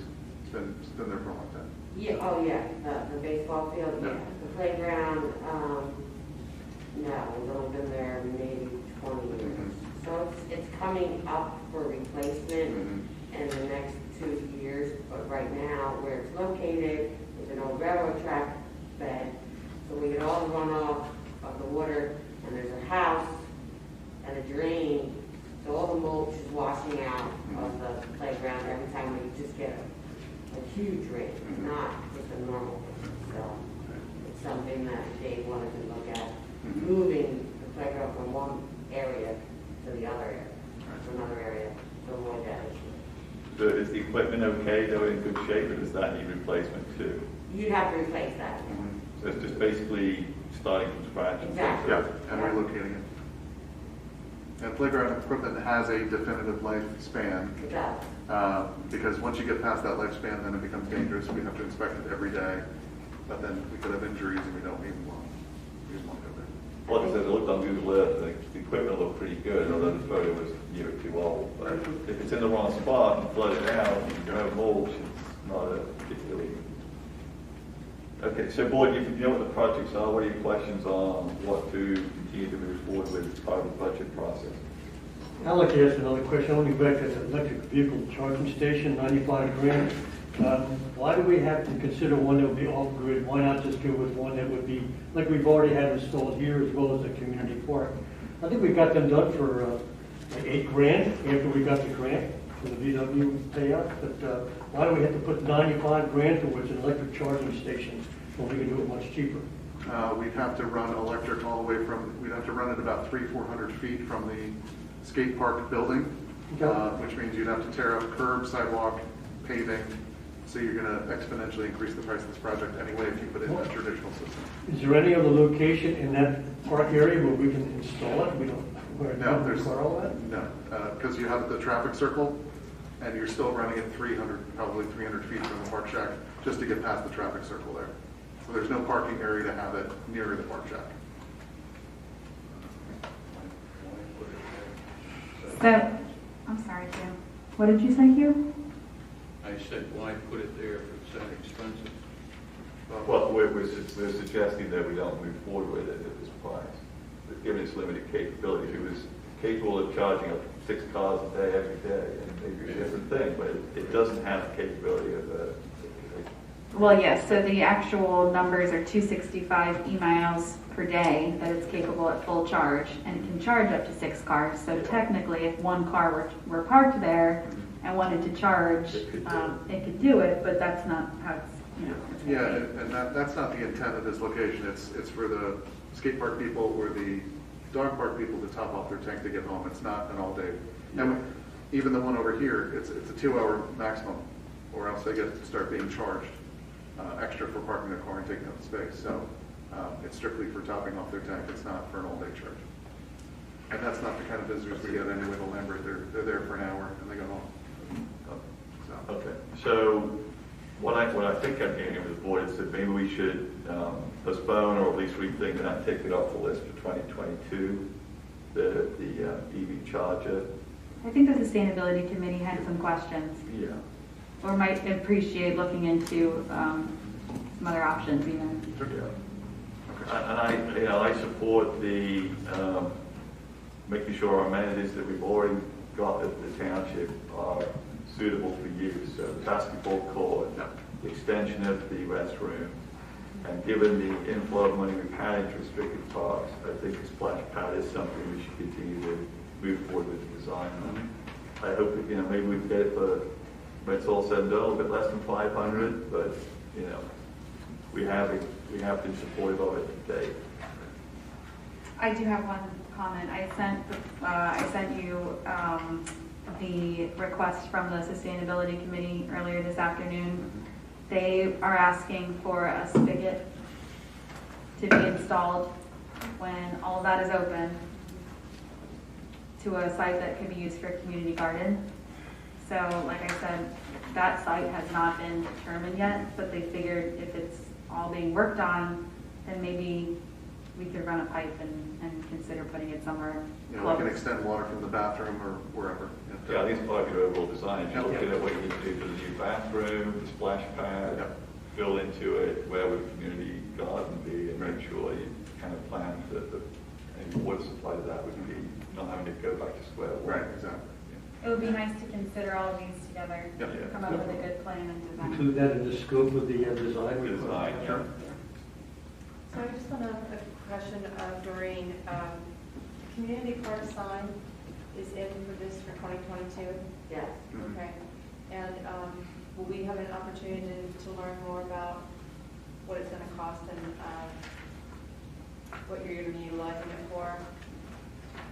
Because it's a community park, correct? Correct. Okay. What something digital, or are we still keeping Yes, it sort of? digital. That's it here, isn't it? Yeah, that's item number 76. It's just a smaller, right now we have a double-sided sign up there, and in years past, that's what we gave you proposals for, double-sided, all the bells and whistles. So this is now just a pair, taking it down to a single sign, because we have the ability to change the message, you know, one day one thing, one day the next.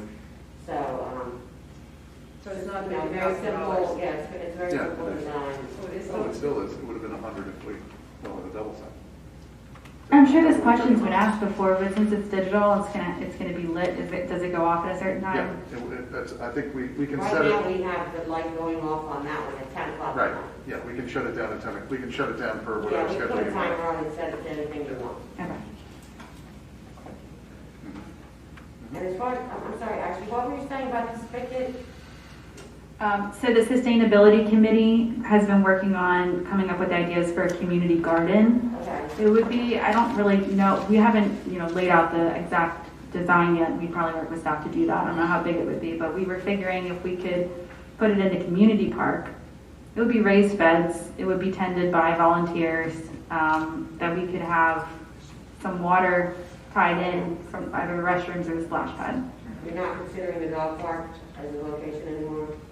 Not at this point. The Sustainability Committee at least has not indicated that is where that they, we saw this as an opportunity to use, the water. So. I don't know where we'll put it. That's what we need Yeah, to we'll talk figure about. it. Okay. So just to recap on the parks proposal, the board is saying to move forward with what's been proposed with the exception of the EV charger at the skate park. That's what I heard. Is that correct, board? Yes, I agree. Any comment, you? Good. Okay, move on then, Casey. Yep. Okay, police is up, and Captain Dominion is with us for discussion. Yeah, do you want us to introduce this? Sure. Or were you planning to? No, I was just here to answer questions. If you want me to introduce it, the full capital items, or if you want to introduce it, I'm just saying, if you have any questions. Well, I'll just preface it by saying that John and I have been meeting with the chief pretty regularly over the past few weeks to discuss the different items that the police department's going to be requesting for 2022. And so in here, they had four vehicle requests for next year. And one of them is a pool car, right? An interceptor. Yes. So there's like an admin car, and then there's 3 patrol cars, Yeah, right? the admin car would be the chief's car. So it's not a full car. So what the chief's car, the 4 cars we were proposing to get rid of, one of them is the chief's car. Right. So when we say admin car, it's his car. Right. So just a little bit of feedback from the chief, and he's not here tonight. I know, Justin, you'll be able to answer all these questions, but what we were hearing was that the hybrid interceptors were actually not performing very well for patrol. Correct. So we've gotten feedback from the officers, 4 officers that use the 2 hybrids, and they're all getting the same feedback as far as just the performance, the responsiveness or lack thereof for what their normal driving habits are as far as being stopped on the side of 202 and having to accelerate, quickly. So what we've done, we've already started to rotate them into the juvenile unit. They just drive their cars a little different. So we've already rotated one into the juvenile unit. We're going to rotate the second one in based on just changing some equipment around. So those hybrid cars will stay in the fleet for several years, but be driven less and not in a normal patrol function. And so you're not requesting hybrid interceptors? Correct, because the 4 vehicles that we're looking to replace, like I said, one is the chief vehicle, and the other 3 are would be rotated into patrol. So out of the 4 vehicles, 3 of them are requested just to be regular Ford Explorer interceptors, and then the 4th vehicle was the electric vehicle, which we would put into the chief's position. And that would be the Tesla. Right. So there's a way to look at the transitioning of the police fleet to full electric. I think that's what this board has been talking a lot about. This Sustainability Committee has been talking about. one thing that John and I were, thinking is, well, if we order more, quote unquote, regular police interceptors, then we're moving away from that. But the truth is, and at least speaking personally, I don't really want to invest anymore in these hybrid interceptors if they're not performing well. So in the meantime, sticking with these regular interceptors and seeing kind of what happens down the line, what kinds of electric vehicles that they might be developing for police. And then for the chief's car, he had, the department had requested that there be a Tesla for the chief, which would be full electric. Yes. And at first, I had some concerns that maybe that would be sort of overdoing it, as far as that's concerned. But the savings, and we looked at this pretty closely, John, the savings, so first of all, it's only about $8,000 more, I think, than the regular car that you would get for the chief anyway. But the savings over the first year alone, would kind of cover that cost.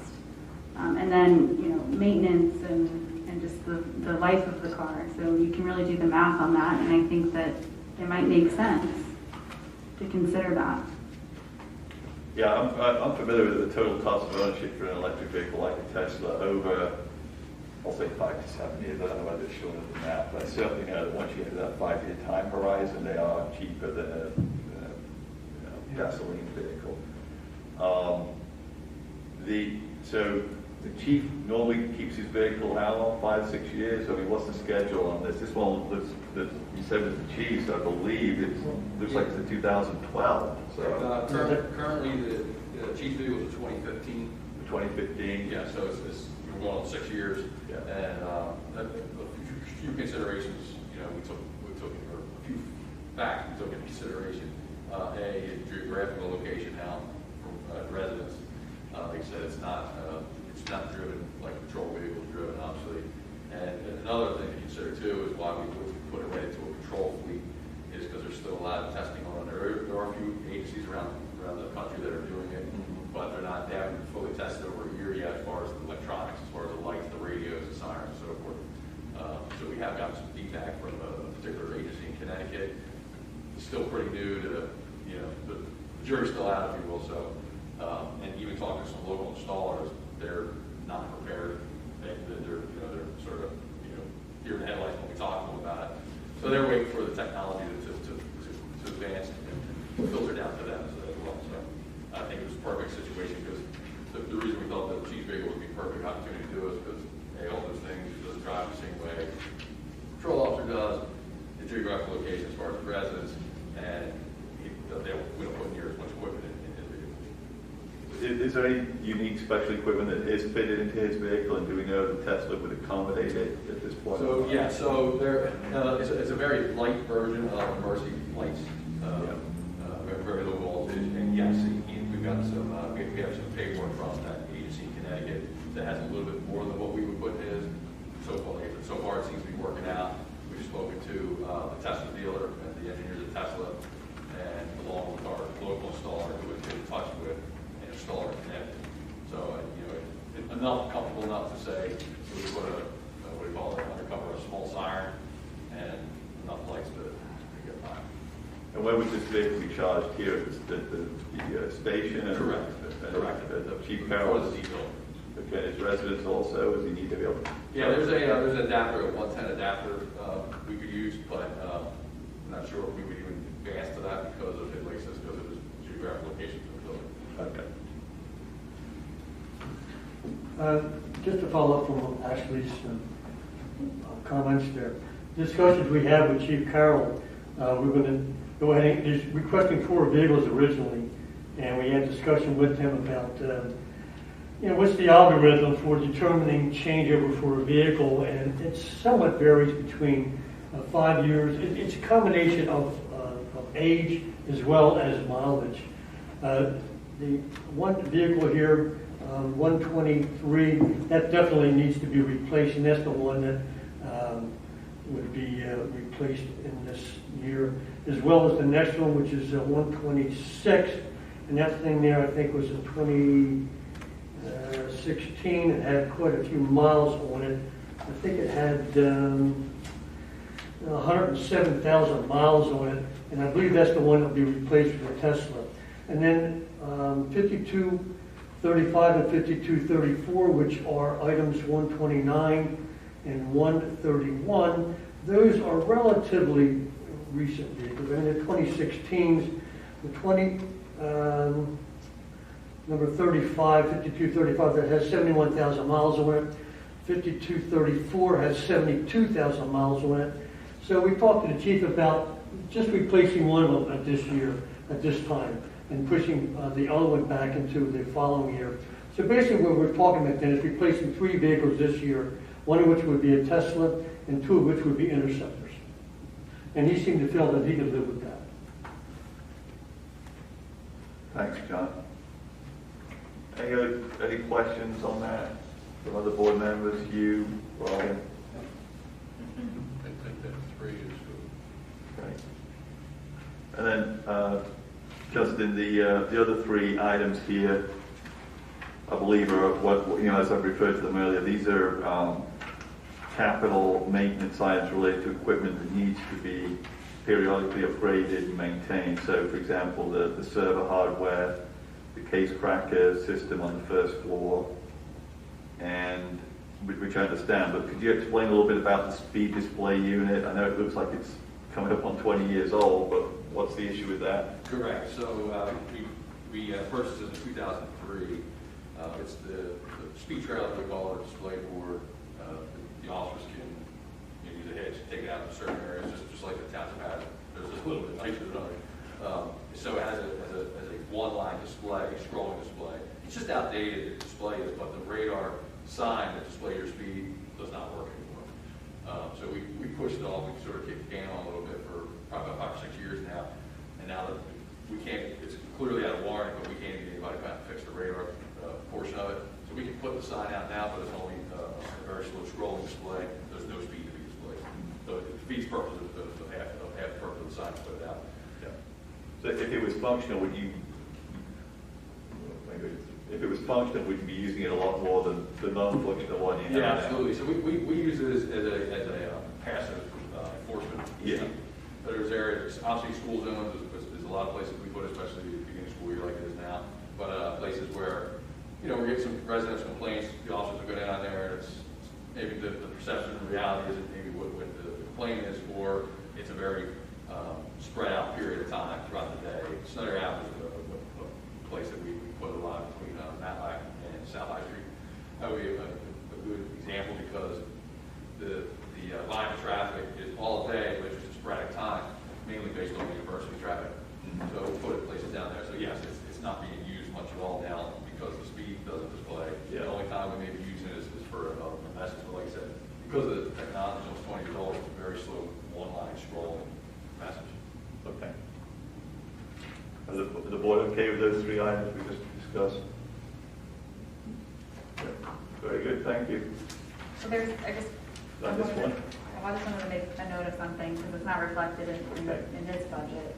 It would come out of personnel, but there was a request for an extra officer for next year from the police department. And John and I, again, we met with the chief and we talked about it, and his reasoning really was because of the growing population due to Greystone that he feels that we're going to need to at least hire at least one more officer. And so we had a conversation about it, and John and I were in agreement that we should put that off maybe just for another year or 2 until Greystone actually starts to become more populated. So I just wanted the board to consider that too. Yeah, I think, I don't know how many of the board members are fully aware of the request in the budget. I think it's a good conversation you had. I mean, we're trying to address some of these places that have frequent calls, whether it's the Quality Inn or burglar alarms, whatever else, that are sucking up resource time. Let's try to address some of those and then see what happens when Woodlands gets further built out. Would seem an appropriate strategy to me as well. It's really a combination of population size and also number of calls. So you really have to balance the two to determine what the size of the force should be. But he put forward the request, like I actually said, now that you can see it coming down in the future. So it's going to be a matter of time, I think. Okay. Thank you. Thank you both. Okay, Casey, we're ready. Thank you, Jessica. I appreciate that. Ready to move on to streets department. Streets. So Mark is here, our street superintendent, and we have, let's see, we have four large pieces of equipment. Yeah. So Mark, if you want to take us through each of the pieces.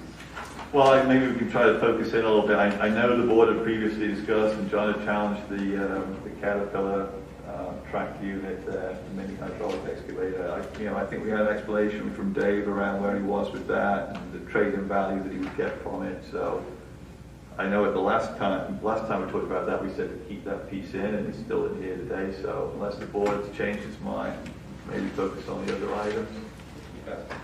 Yeah, I have a quote here that I got for the excavator. Yeah, I think Casey shared it. That's the 177 price? Yeah. Yeah. And it nets out to 88 with the trade-in, the CoStar's discount, additional. Trade-in of 51,000 and a discount of 35,000. That's not a bad deal. Yeah. So Casey, just a quick question, just a process question. So why would we keep it in a budget of 125 if we believe we're going to spend basically 90,000 on it? Well, there's a couple of items that Christine's here to fill in. We put the full price in because we have to account for it in fixed assets. Yeah. We can't put it in at the discounted rate of the trade-in because, well, for insurance purposes as well, that's another issue. Yeah. The guy can't report to Selective that we bought something for 88,000 when it's actually worth 177, because if it gets destroyed by a meteorite, we're only getting 88,000. So it's got to be in there at the full price. And also for depreciation, that asset is still worth $177,000. So we depreciate it over the years. We have to start at its full list price essentially because that's what it's worth. We could get a 50% off deal, yay, but it's still worth $177,000. So that's why we put the full price. And that price was only guaranteed like 2 months ago. Yeah, right, exactly. I get exactly. it can change. Yeah, absolutely. All right, thank you, appreciate it. Absolutely, of course. Okay. Go ahead, Mark, on your other items. We have a F-350 pickup, which is truck 122, that's a replacement. We have a truck 117, which is an F-550, that's my sign foreman's utility truck. And then I have 120, it's an International 7400, that's one of the large dump trucks. We plan on installing, all these trucks plan on installing. And then the new vehicle will be the Vector 2100 back truck. My comment is that I like the way the large dump trucks, that's like 120, the most expensive one. I like the way you have those staggered out over the years, so we're not hit with 4 of them within 1 or 2 years kind of thing. Just so you know, I did push about $450,000 out of this year's 22, Yeah. 23, Yeah. just small roads. And is this the oldest one? It's a 2012 from the list? Is that the most beat up one that you're replacing, or? You know what, we use it plows, it salts, it does a lot of things, but it's usually in the garage with a chipper box on for emergencies. So we use it for all kinds of things, but that's what it's in the garage most of the time. Okay. So the back truck, when we looked at some of these numbers before, it was a lower number than the 450 that's in here today. I think we're looking at 250 maybe. It's definitely more than the street sweeper, but it wasn't 450. Is there a reason we're seeing a number as high as that now? You know what, I wasn't part of getting that 250, so we met with the salesman, and 450 was a single axle, and we would go on the average chassis of an International, just like 120 we were just talking about. The next size up is a tandem, and now it goes up to about $600,000. So the smallest one we get is a single axle at 450. Have we given any thought to, when we're starting this journey around stormwater management and the back truck, I can understand the need for us to be able to deal with these inlets. Have we talked with other municipalities about, is there a way to share resource as we start this journey for a while and see what's really needed, how reliable this equipment is, how many days it's actually in operation versus a $500,000 asset that is not out there, but 6 months of the year? Is it fully staffed to be able to do it? I just have kind of these questions relative to, is this the best approach, just buy this thing up front and figure it out as we go? Or is it better to say, what are the ways that we explore this? Should we lease one for a year or so? And then say, yeah, it makes much more sense to buy it. We're paying too much to lease it. We know we needed more days than we're whatever. Or is there a way to say, hey, East Goshen, West Whiteland, you want to cool this for the first 3 years and see how it goes, and ease into the permit compliance with the use of the back truck? Have we explored any of those things or not? No, I think that's a very good idea. We have not explored it, but I think it's a very good idea. It would be another tool in the arsenal for this MS4. We just got a street sweeper on Monday, and hopefully that's going to be out on the street this week or early next week. But yeah, It's exciting. Well, we need to see the street sweeper. Yeah. Absolutely. Big, huge one. Yeah, we'll take lots of pictures. I mean, I agree. I'm balking at just agreeing that we keep moving this forward for purchase next year. I just think there's other things that could be done before we decide we need to own this thing. Yeah, I mean, I agree. It's a very large number, and it's going to take a lot of training to run it. It's a serious piece of equipment. It's going to increase our repair budget too. It's a very expensive piece of equipment to run, but when we have to do a pipe, we have to clean and jet a pipe, back in the pipe, it's like $4,000 a day of rental. And you can't just call and have them show up the next day. It might be a month. So we could look into other municipalities. Yeah, and my manager colleagues and I have always talked about sharing equipment as much as we can. This is an area where it really begs for that. It does. We had this discussion probably 2 or 3 years ago, pre-COVID, about sharing sweepers, about sharing back trucks. Sweepers wouldn't work because all the lane miles that we have to do. We're going to barely meet our compliance with even 2 sweepers for just West Goshen, working on 9-10 months of the year. Back truck could be a little bit different where we can share it, but you get into the who owns it, who's going to maintain it. This is where we need to get creative and think differently than we've done in the exactly. past. Right, exactly. I can't imagine East Goshen's going to buy a $450,000 back truck. Right. Right, Hugh? But if we were able to lease it to other municipalities, at least in Quebec. Yeah, as long as we have an ironclad agreement the worst thing we would expect is for Mark to lend it to another neighbor and then have it come back wrecked or, whatever.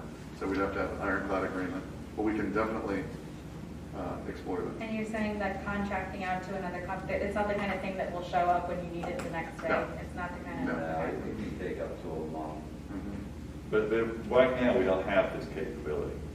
So for our MS4 compliance, it's about scheduling inlet cleanouts.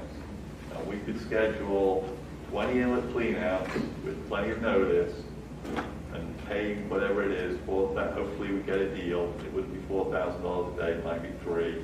Yeah. We could spend in the first year, we could spend, whatever that would be, $70,000. See how this thing works, whether it, what it did, was it really effective in the intention of our permit compliance, and then learn from that and decide, hey, is this a way to partner with other municipalities and own one ourselves? Clearly, it would be too expensive to have that approach long term, but it would be a step in the learning curve. Because essentially our guys are doing it by hand right now with the bucket. That's the step up in efficiency for sure. Right, and we'd also be able to see how quickly it all piles up again, and how often it needs to be done. And I think we would learn a lot, so I think that's definitely a really good idea. We should do that. And again, we have, 3,000 inlets in the township that we own, so. A little more than that, but yeah. So you would be, so are you saying the scheduling thing? I mean, is that what we're talking about, doing? I think I've heard a general, we're kind of giving it back to Mark and team to think about what can we do other than buy this thing. If he goes out there and finds out, no, it's $5,000 a day, and we're only doing 1 inlet a day, and, it sounds like that's what, it's just not going to help, isn't it? But maybe you'll find out there is a good situation to do that. I mean, that's basically what I've been doing now. Yeah. So I think that when you want to get into a maintenance routine, even if the ones that aren't backfilled, and I can do that also. So maybe it's really about talking to other municipalities about how do we collectively start this journey now. And maybe we do buy one, but let's get that agreement in place and we're buying it for the 23 year kind of thing. The goal is to get them clean before they get blocked. Right, That's how you exactly. see the flooding sometimes. There's plenty of elements that look blocked. Yeah. Okay. Okay, so I think, Mark, there that it's, again, board speak up, but it's, the list is good except for the back truck. Thanks, Daisy. Good. Okay, I believe we are up to wastewater. Mike? So I only have, I have 4 items I'm requesting. One is a replacement of a 32-year-old trailer that is not roadworthy. We occasionally pull it around the plant. The next 2 items, items 230 and 231, are both lab related. One is a water purification system. And the next is a glassware washer, which is basically a very expensive dishwasher that offers detergent wash, acid wash, pure water rinse, high heat, air drying. So, Mike, I have a quick question on the water polishing system. So it looks like it's only 6 years old, but you need to replace it. But on the schedule here, you believe it's showing that it's not replaced again for 10 years. So Right. is the one you've got now underperformed against It's a what bit you of a thought? problem child, it has been, yeah. So you would get a different type this time? Something that's different brand or? Well, yeah, we've used the same brand for many years, and it's never been an issue. This particular one, past 3 years has been. It's out of warranty, right? Yeah, no. So if we replace this now, I do expect it to last 10 years from this point. Thank you. And one utility body truck, Ford F-550, truck 304, that's the truck that we take to our pump station on a daily basis. It's a workhorse for us. 8 years, it will be 8 years old. It has 65,000 miles. It's out of service right now for repair, showing signs of rust. Okay. And does the board have any questions for Mike? Okay, thanks, Mike. Thank you. Now, last one, Casey, was the facilities. Facilities. Mike Cacabo is here, facilities. And Mike, I think the only thing is our core sign out front. What Dave was doing out this year? Well, It was a little over budget. Yeah, it came in over budget, so. It was only like 3 or 4 grand, right? It was like six grand over, so. You want to be 13. authorized? That's the question for tonight. It originally was budgeted at 13, came in at 19. I think originally 13 where we were deciding whether to put it between the existing poles outside, but they are rusting and falling apart. So we moved it to like a monument style to match the building. Yeah, so that is Brick the style board's monument. discretion tonight to move ahead and get it done now, or push, and then, the quote's old. They're gonna keep to the quote that we have, but if we go into 2022, they're gonna have to redo the quote. A couple percentage of. Yeah. So it's board discretion if you want to move ahead now with the. Well, we budgeted for this, maybe not quite as much as Right. that, but this year's budget. Correct. We say a monument sign was acceptable. Yep. We didn't need it to be a digital No, sign. no, We no. downgraded the whole thing. So Just I address. would support just getting that project done and out of the way. Okay. Especially since you've had pricing on it, Yeah. right? So. Okay. Let's get it done. Very good. Okay, thank you. It's been years Yeah. getting this sign That's true. fixed. Yeah, thank you. Yep, thank you very much. Okay. We were talking about it for 6 years, it's 20, Two. 35 years old.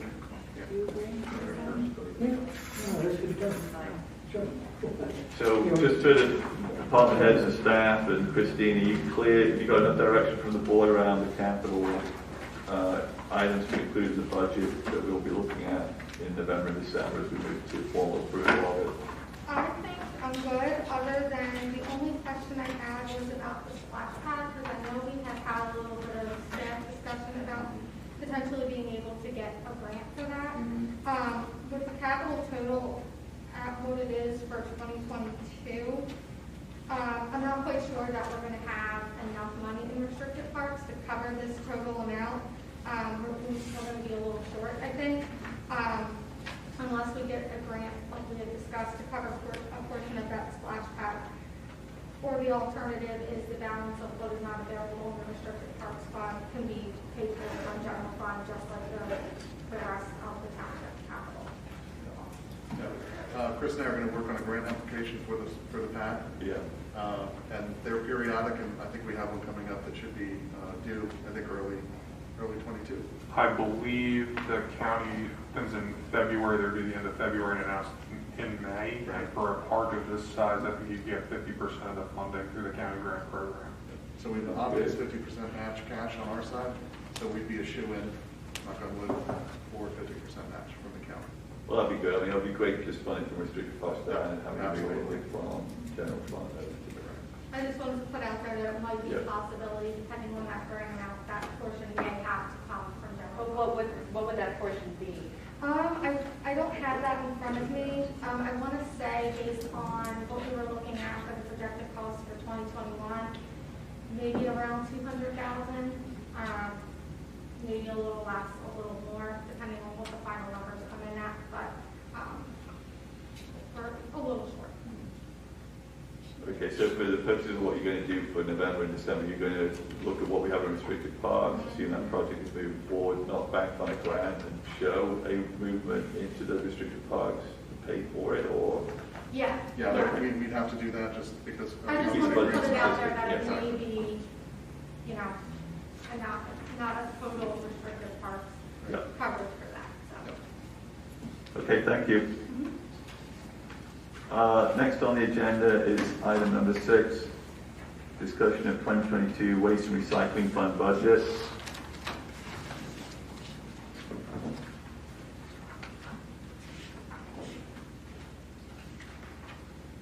And the board received an analysis from Christine related to the results of the selected bidder, 5-year projected cost for the trash collection service, analysis of anticipated, increase in the other pieces that go into the waste and recycling budget, such as the admin costs, the waste disposal costs, the fact that recycling is no longer a source of revenue and has now become a cost to us essentially in terms of rejection from returns. And based on that analysis and the fact that we did not, the goal is not to have the Waste and Recycling Fund run a cash balance such that it's not got enough funding in any quarter to manage the expenses that are due. You can see from the table analysis certain dollar per quarter increases that Christine ran the analysis on. So I open it up to board questions about this for Christine or Casey or Chris. So, yeah, I just have a question. So where it says $20 per quarter increase in the 2022 column, where it says surplus deficit, and that says 3,960. So that this increase would be just enough to give us, to cover our expenses for the first year, and then we'll continue to draw down the fund balance as we have been. We've been drawing the fund balance down for many years at this point. So, obviously the goal is not to accumulate any additional funds in the waste and recycling fund, but to really just cover the new costs that we're getting. And this is the only increase listed here that would give us that. Is that right? Pretty The much. $20? The 18 a quarter could be really close. But there's times during the year, because of how we bill, that we need $400,000 approximately on hand cash flow to cover our bills versus, when our revenue's coming in from the quarterly bills. So that $500,000 is a little close. If you have more accounts in delinquent than normal, or tipping fees are higher, market rates are running higher, that $500,000 could not be enough. And also just some feedback from our billing clerks, they really like to see round dollar increases, because then when they apply penalty and interest to those accounts, it keeps it a whole number instead of working in staggered cents. I mean, there is a question about whether the board, wants to break with historic practice of, periodic increases that then are in place for some time and have a more frequent change to the fee rate structure. So you could have a lower rate initially, but be looking at having to raise rates during the life of the contract, for example. Like a more gradual. More gradual. You could do a lower rate, but then in 23 or 24, you have to be raising it again. Because I guess my question is, so I'm hearing what you're saying about with this 500,000, you have to find it, right, from somewhere, but if we were to increase maybe by $10 a quarter, you'd still be, looking for that cash, but it would be significantly less. You have a little bit more reserves, like if you're looking at the $10, you don't really get to that 500 mark until 2024. But then you would be looking at, you would have to have a mid-contract increase at that point to be able to cover your expenses beyond that. Which is sort of what you're saying? You would have. Yes, there would be no change. The pricing would be still what it is from the bid that we've accepted, but we would not be able to cover it anymore with just a $10 we would take in 22. So the midpoint of the contract, 24 or whatever, we'd have to raise it another $10. Yeah, we're only talking, well, first of all, I just want to say, I don't think we should be collecting money in the bank here. We're not making any interest on this. So the $20 would be, I don't see why that's warranted. The $18 per quarter increase, I think, would make sense given the fact that we need $400,000 or whatever on hand, which would allow us to do that at the end of the 2026 contract here. We're talking $6 a month. It's not a major deal. And it's a one-shot deal. We wouldn't be nickel and diming people every year with another increase. So I think just get it done and explain why. We have to have increased revenues to meet increased expenses. So that's my feeling about it. Just want to remind the board that we have, back in the workshop in early September, we talked about the fact that there's a sewer fee increase being proposed too. So there are two fees here that we're looking at. So, if we can manage with smaller fee increases on waste and recycling, to John's point, then that might be the way to go. I think we're better off with the $10 sequence and then in a couple of years raising it as opposed to building a fat balance. Well, I would argue that it is a strategy and it would work. It's not a fat balance where it's continuing to draw down every year the balance that we already have. That's a misnomer. I retract the fat part. But yes. I don't think we need the extra until we get to 24. Okay, so you're suggesting that you would be more supportive of the $10 a quarter increase than the 18 that John proposed. I agree with that. I have a little bit of a different point of view because I think that when we were doing this in the beginning, when we finally had our first rate increase and we're talking about sewer, I do going to be associated with making sure that we also realize that people who can't afford it will still be able to be, what is the name of the program? The rebate program? The rebate program, yeah. So that still will be in place. What I always thought would be the better way to go after living here for maybe it was 10 years, when I finally realized, that we had not had an increase in the sewer for 10 years. And I felt that left it so that the community still felt that, we just have to do one increase a year. I think it's important for us to keep identifying the fact that we will continue to have pretty high expenses, and we need to go forward in making sure that the community understands the benefits that we've had by having our sewer plant and the ability for us to keep maintain most of the time, even though it looks like a lot of money for every quarter in our township, that we keep that idea in their mind so that they don't go through 10 years of not having major increases, only then to have another huge increase within that last 10 years. So what are you supporting? I'm just sharing my point of view that I would prefer not to have a $10 increase each time. I'd like to see it escalate so that people could see that every year we have additional expenses that need to be covered. Again, this is specific to the sewer plant. So you rather do a graduated program, a gradual Correct. increase? Okay. And it could still be a modest increase, but to keep them in the understanding that this is going to be happening every year. So if we were to do the $10, just hypothetically, if we were to do the 10 per quarter increase, that would happen once in 2022, and then 25. and then 25 it would go up by 10 again. Yeah.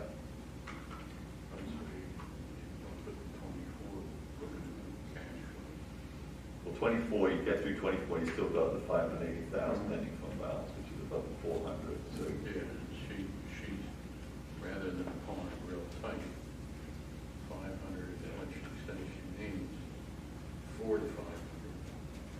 And don't forget, you're gonna have some inflation here too. Well, this includes inflation. Christina's built in admin inflation and collection fee inflation, and the contract that we have for the collection is all built into these numbers. I mean, to me, if you're going to do $10 in 22 and then another $10 in 24, it kind of is either one thing or the other. It's not a, hey, it's 2 or 3% every year, and it's not a take the hit now and get through the contract that we've committed to and that you can explain to residents. Here's the basis for the fee increase. It was a contract, low bid, that gave us a fixed 5-year view as to what the costs are going to be. And we've raised we have to pay for that contract period, we need to raise it by $18 a quarter. That would, to me, I want the $18 a quarter. Because the $10 is not, it's every couple of years that you have to do it, really. It's 22 and 24. That's my opinion. I thought you said 22 and 25. Well, 25 is cutting it a little fine, but you could still do it 25. I just like the flexibility of having each year to look at our finances and revisit where we are. I mean, the other thing is, to the $10, on the $10 pro side, is we don't know, maybe recycling will pick up and we won't have a, $100,000 a year cost, will become a $50,000 a year positive, and we'll have to swing in some of the expenses that could be beneficial and That's why I don't like tying us into something for long. long term, Okay. because I'd like to be able to revisit it. What's the sewer number going to be? sewer proposed was 15 and a quarter. 15 and a quarter. Starting next year. So if you did 10 on waste and 15 on sewer, you'd have a $25 and $190 bill right now. I do 10. Okay, so actually with 10, John, what are you? Well, I'm okay with that. I mean, we're kind of equivalent about a few dollars here. So if we're talking $10 for next year and then $10 in 2024, I mean, that's not bad. You 10? Robin, you good with 10? Not good with 18. I want to get the money in the bank. You want to go with the 18? I think we need to condition the township about how these issues are always part of our responsibility. And it's important for them to be able to see what has to be happening for us to be able to keep the sewer plant going and for the waste and recycling. We got 3 10s, I'm neutral at your 10 or 18. So Christine, I think you really should budget the $10 a quarter increase for the waste and recycling account. And we're obviously the board is aware that that does not get us through the full contract period, that we'll have to revisit this in another year or two. Okay, so revisit it again for the 2024 budget? Is that what I took from that conversation? I believe so, because we want to see where these numbers go in the actual cost that we experience. For these other moving parts that you've got estimates for, they're half the budget here. So if they don't pan out as you planned, or they're more expensive, then we'll need to look at it. And that's possible also with like some of the tipping fees and stuff like that. That's all market driven, just like the cost for recyclables. So. Okay. Thank you. Thank you for the analysis. We appreciate it. Administratively, is this going to be an issue to revisit? No, I think keeping it at 10 is fine. I was a little concerned with the 18 because it gets, obviously balance-wise, that's why I included it. It sort of fits the narrative that, was being looked for. But percentage-wise, you just get into dealing with change a lot when we try to sort of avoid that. So, right. But the $10, that's the whole number. It'll be, easily incorporate it. Cool, thank you. Just one last question, Christine. Yeah. Could you tell us where we are with the ability to pay online or? Okay, so we are in the process of getting that up and running. We have had some test runs with the payment provider. They're working out a couple of kinks. We're hoping that that's going to be up and running within the next week or so. And once that's available, we'll get that information out to residents on what they need to do to create their account and get set up that way. Perfect. That's great news. Thank you. I know. Okay, so we're ready to move on to item number 7 on the agenda, which is the discussion on the 2022 possible contributions to our 5 companies and the ambulance company. And Casey provided the board with the background information about where our contributions have been for the last 5 years and the requested contributions for 2022, one of which is the Westchester Fire Department, as we have a contract with, so fixed amount. And then I believe, Casey, that the 22 requested contributions had actually been signaled by both Goshen Fire Company and Good Fellowship last year when we had this discussion with them. So one was an increase over 21, which was the fire company.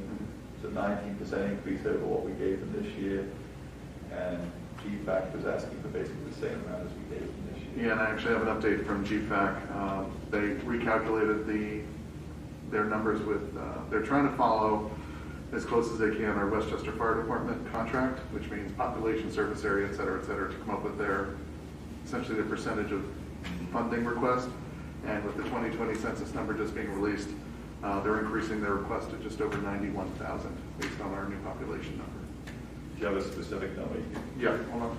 She actually just sent it to me yesterday. Hold on a second. Bear with me.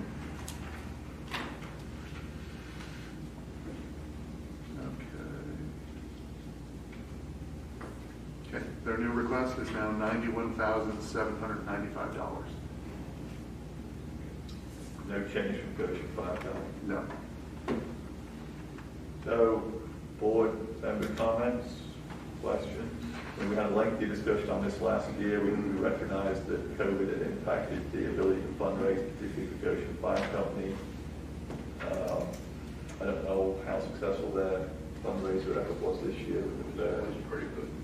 It wasn't great, but it was good. So thoughts?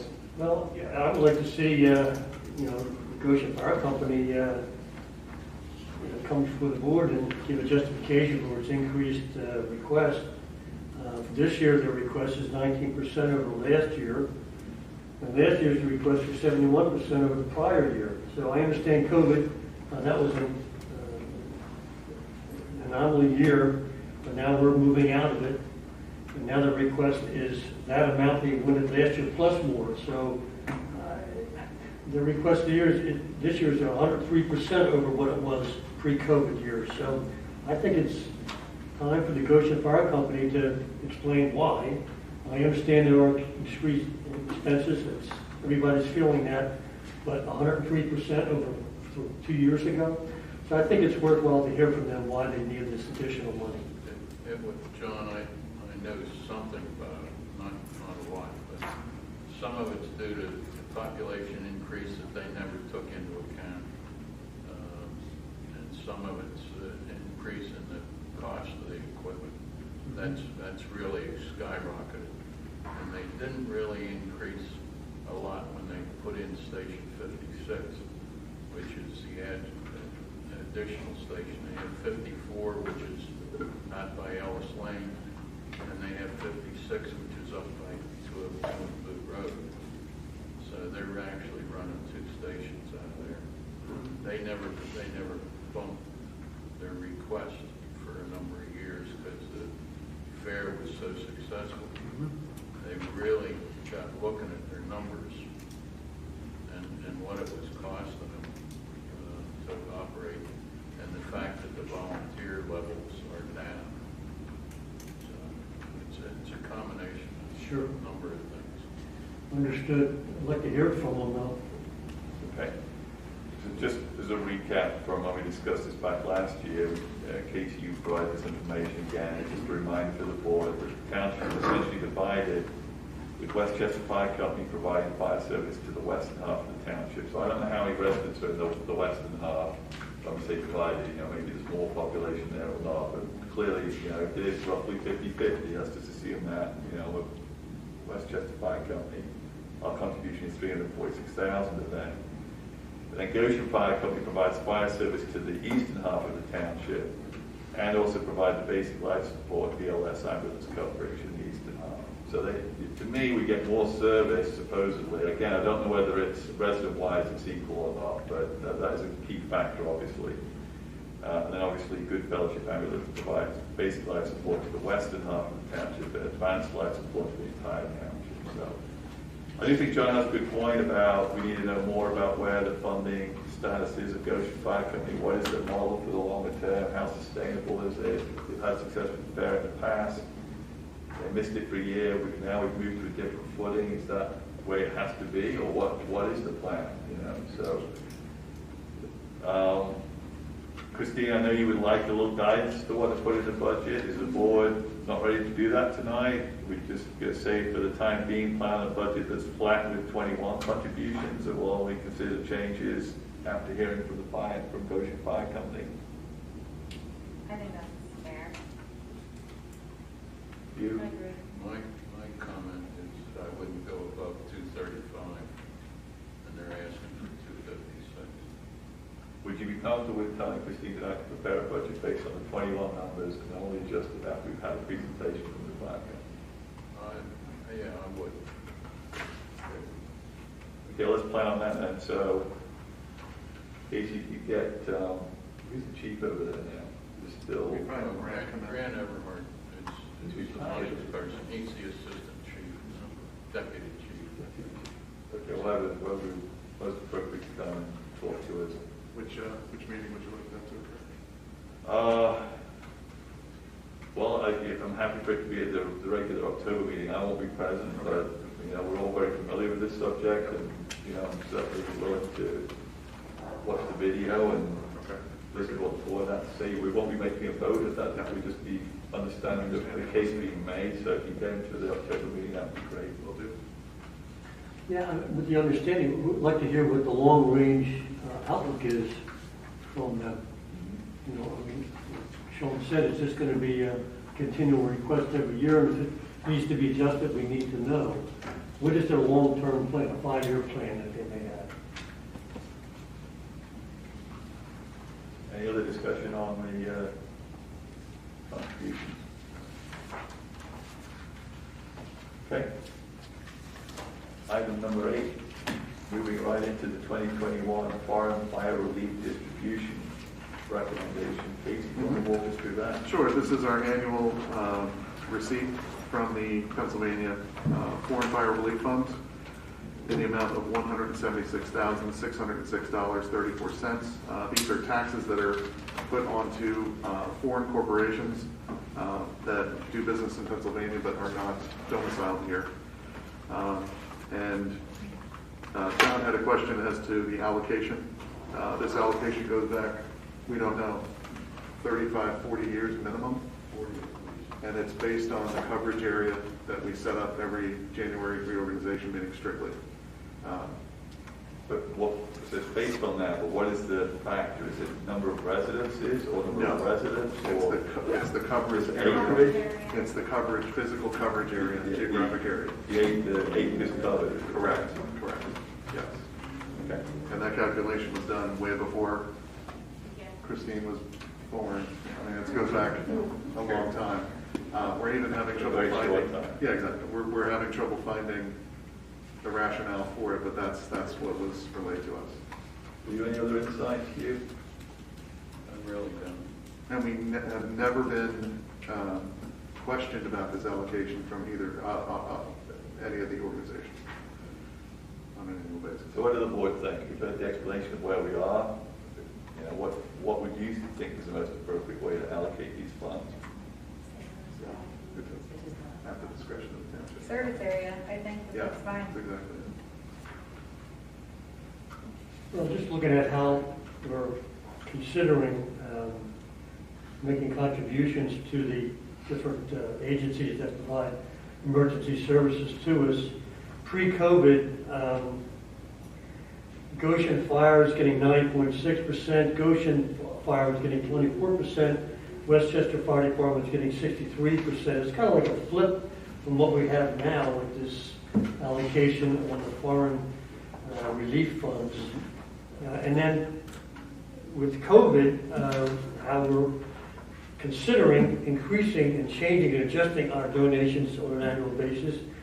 It's Goshen Fire will be getting 33%, and Westchester Fire Company will be getting 53%. So it's kind of like a reverse of what the percentages are on the allocation of the foreign fire relief funds.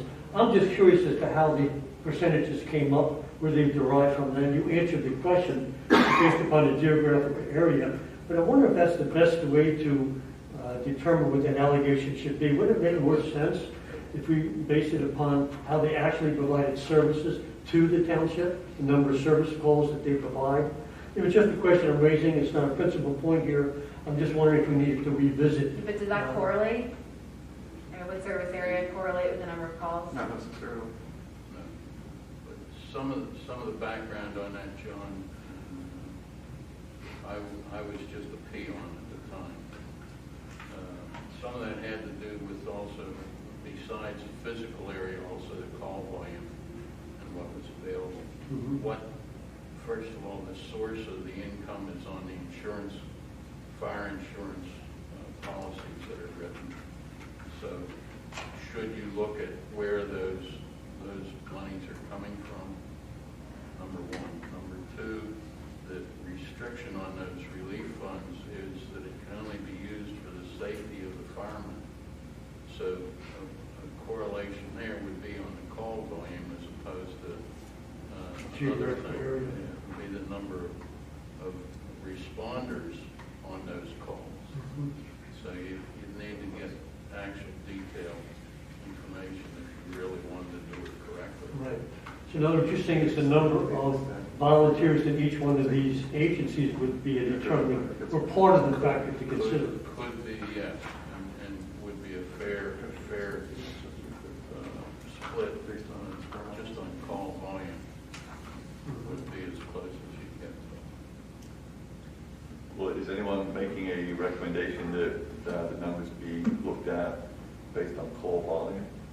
And how do you separate the ambulance company out from the fire companies in terms of call volume? Because the ambulance company surely get a lot more. You have to, that's right, and you have to look at the value of the equipment involved at that point. Maybe. So I wouldn't fuss with it at this point. If they're happy, I'd leave it alone. Leave it alone. Yeah. Or we could do it. Good. We're good, I think. Board's been all around the house on it, and we got back to where we started. I think. So I think we need a motion then, right, Casey? Correct. I'll make a motion to go with it. So you has made a motion to support the distribution of the fire relief funds as shown on the memo. Is there a second? I'll second. Thank you, Robin. Are there any other board comments or questions? Are there any public comments or questions on the motion? Okay. Ready to take a vote? All those in favor say aye. Aye. Aye. All those opposed say nay.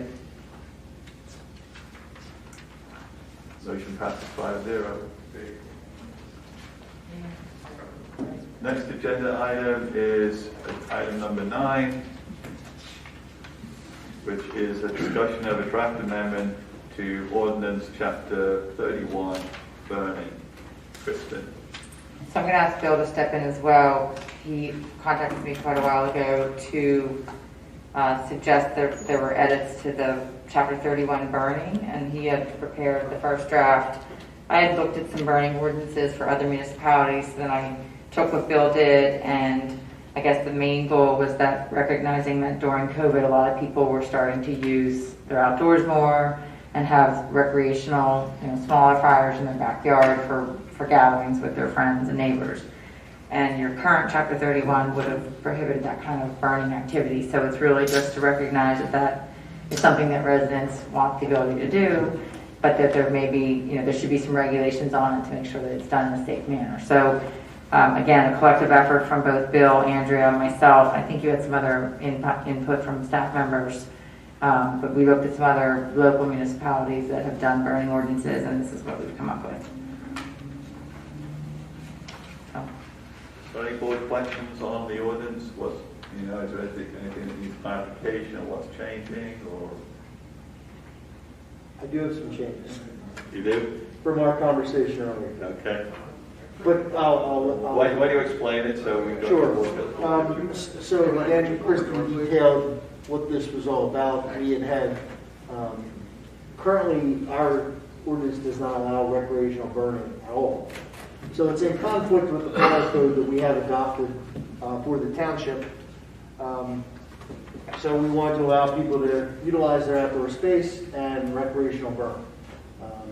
I would say that I and many other of my neighbors in the township would be in violation currently as it sits. You weren't allowed to do this? No, you're burning right now.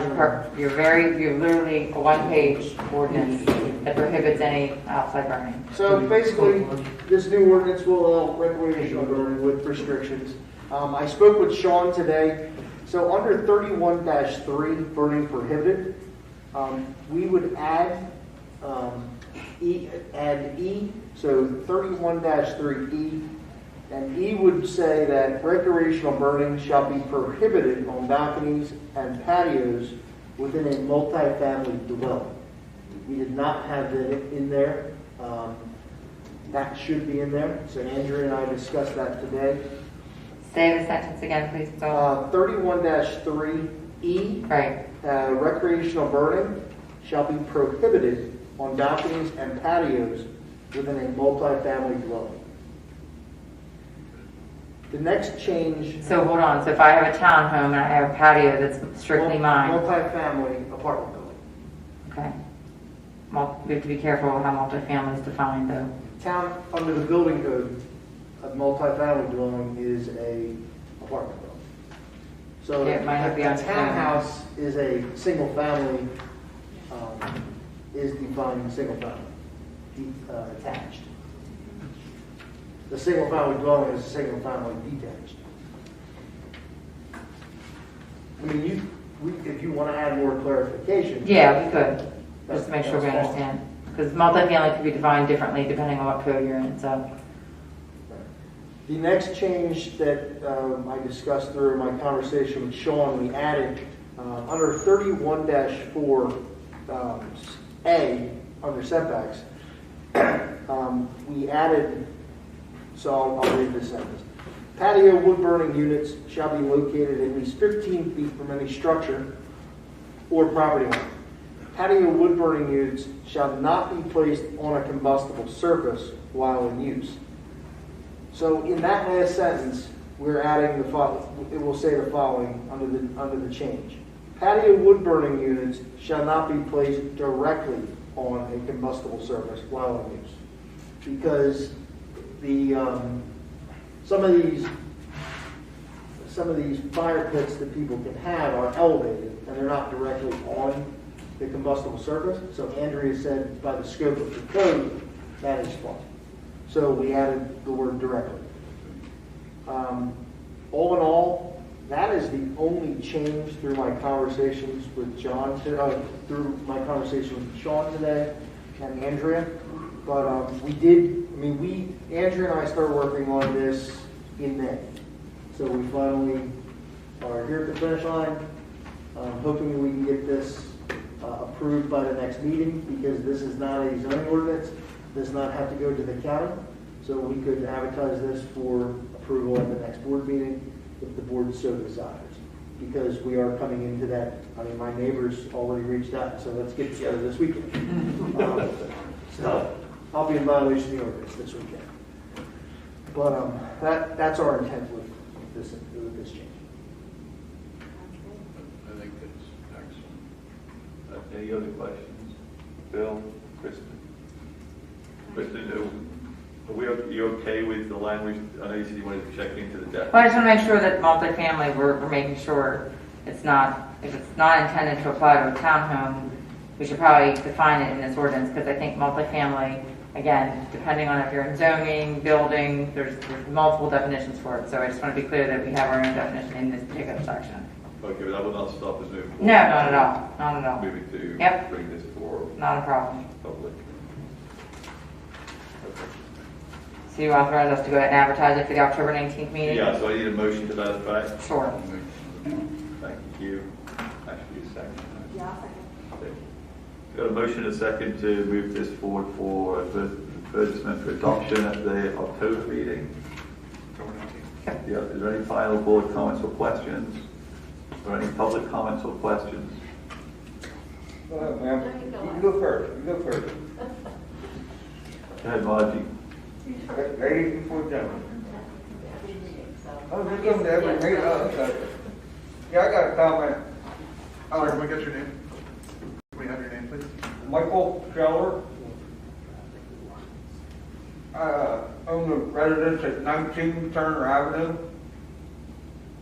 And due to the operation of the Human Resources Development Home at 22. I think this is off topic, Sean. Does this have to do with The burning ordinance. the burning ordinance that we're talking about? Does this have to do with the burning ordinance that we're talking about right now? I'm kind of burning mad if that qualifies. Because I've been trying to get this problem solved for 2.5 years. I've talked to the police that are at my house constantly. But it never gets communicated to anybody in the township. So your question is about the burning of something you're burning at the property? No, it's unrelated to burning. No, he It's said general something about complaint. burning, and I said, well, I'm a little bit burning mad because I'm even here. Okay. Because I've been communicating with the police officers that are at my. Okay, so Mr. Shell, will you mind just waiting till public comments to raise the Oh, issue? I'm sorry, okay, yeah. No, I understand. Margie, do you have a comment on this? No, we thought it was public comment at the end of the meeting. No, it's just for the burning ordinance. Okay. I'm sorry. No, that's no problem, no problem. We're almost there, hang in there. Yeah. So let's see, we have a motion and a second. No public comments on this, so we're ready to take a vote, except John has just left the room. So We'll get his vote. we'll get his vote when he comes back. So all those in favor of moving forward this for Adoption on the 19th. adoption on the 19th, say aye. Aye. Any opposed, say nay. So, good to go. Get John his vote back. And then item number 10 on the agenda, discussion of draft amendment to chapter 8457, educational uses as a result of adoption of the PUC. So Kristen, I presume this is a tidy up. Yeah, it is. So before, all the university uses were lumped into the definition of educational uses, and you have this section 845710 that addressed educational uses as a whole, which primarily was really a lot of the university uses. And so as we were working, contemplating, and focusing on the PUC ordinance and dealing with the campus and the uses that happen on a campus, and now really putting that in that ordinance, it was always in the back of my mind that I knew we had to come back, circle back to this section and make it now really just what are left over as your educational uses. So what I've done, I didn't put it into an ordinance format so much as just strike out and what I think needs to come out of it, because the term educational use now does not apply to a campus or a university type uses. So if you're comfortable with this, what I can do is put this into the actual what you normally see as an ordinance format, and then we can send it off to your planning commission and to the county planning commission, and then at that point in time, at some future date, schedule a hearing. Okay, I only had one question, Chris, and that's to do with, is it possible that at some point, a elementary, middle, high school establishment would want to put in a geothermal system, for example, which you struck out, or The only reason I struck that out is, garage, maybe there's an issue of, they would need some kind of, I doubt it to be so expensive, but are there some things we'd be better off retaining at this point versus just assuming that they're no longer applicable? well, yeah, and that was so specific to the university needing that pump house right on New Street they came and asked for that to be added. I don't have a problem keeping it in. not at all. Just keep it Yeah, in. yeah.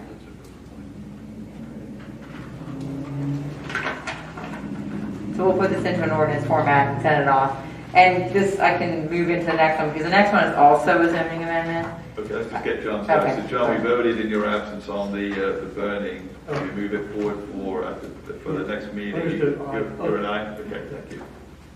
Okay, Chris. So the next one, again, Bill, jump in. I think you wanted to change the definition of personal service. I just can't recall why, it's been a while since we had the conversation. Well, what happened was, if you recall, 1145, 1154 Westchester Pike.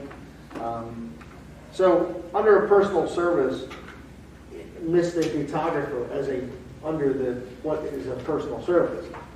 But in this zoning district, C4. In the C4 zoning district, it allows a photography studio, but it doesn't allow personal services.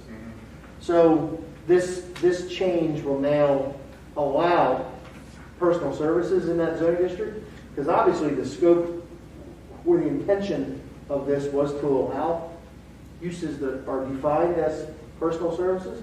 So this cleans that up.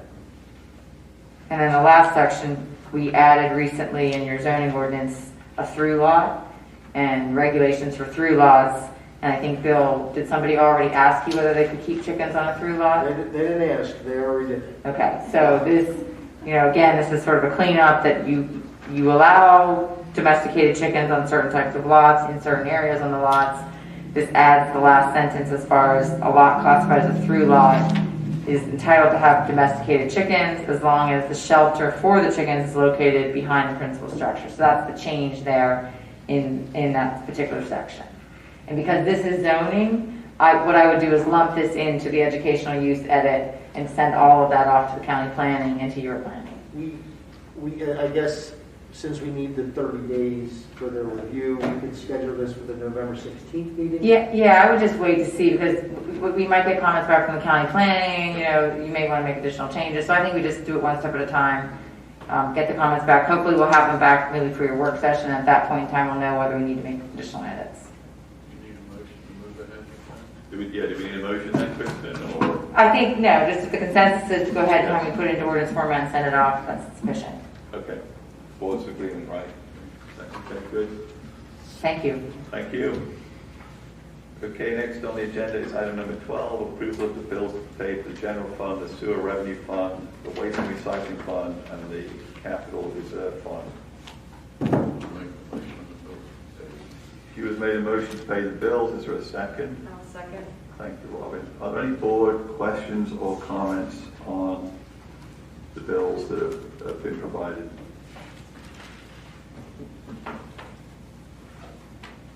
No board questions or comments? Okay, are there any public questions or comments on the bills to be paid? Okay, before I take a vote, all those in favor of paying the bills say aye. Aye. Aye. Any opposed say nay. Motion passes 5-0. And then last on the agenda tonight is number 13, open public comment. Mr. Schaller. For over 2.5 years, the Human Resources Development Home has been operating out of 22 Turner Avenue. Yeah, I'm not familiar with the property. Yeah, I'm not surprised at all that this is the first you've heard of it, because of the lack of communication from the police officers on up. Anyhow, because of what's been going on, whoever allowed that establishment to start operating on that private drive, West Goshen Township is now implicated in gross violation of my property rights. They're also in gross violation of my right-of-way and access to my property.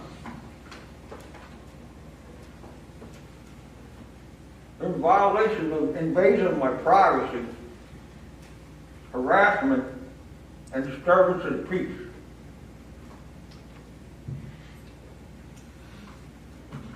This is not the first complaint about that property. I haven't complained about it, but somebody has gotten several complaints about it. The next door neighbor is moving out. He put a for sale sign up. He's gone.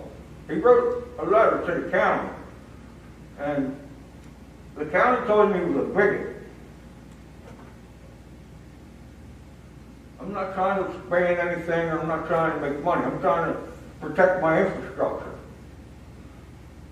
I'm part owner of the road. There's a fire hydrant approximately 6 feet off the road and off the side of my property. I'm worried about that thing being run over by an ambulance or a grocery truck delivery. Now, granted, there's other trucks that come up and down that road, but the number of calls for that house is unbelievable. Since that house moved in, on that private little single lane, there's been a 75% increase in traffic.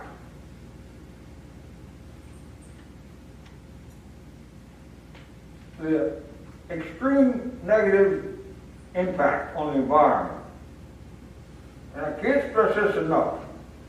There's a total of 12 people that live on that road.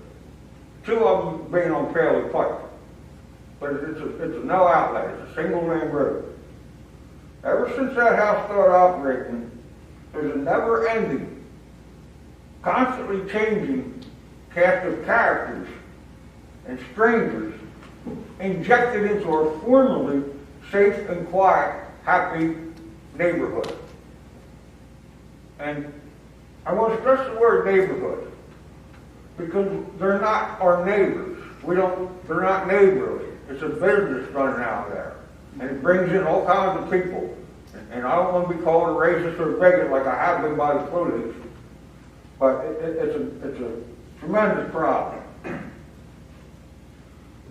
Sitting on my front porch, I witnessed a terrified look in the eyes of an outstanding mother as she tried to protect and shield her children from unwanted interaction with one of the inmates or patients. I don't know what they are because when I first asked, I was told patient confidentiality. But the person, the caregiver, or whoever was responsible for watching them, came into my garage and asked me if I saw someone, you know, one of his, that was under his custody or whatever. So I don't know if inmate's probably a little harsh word, but you know, he said they escaped. I felt really bad for that mother in her front yard, trying to shield her kids from someone with some type of disability or whatever coming down towards her children. That was a remedy.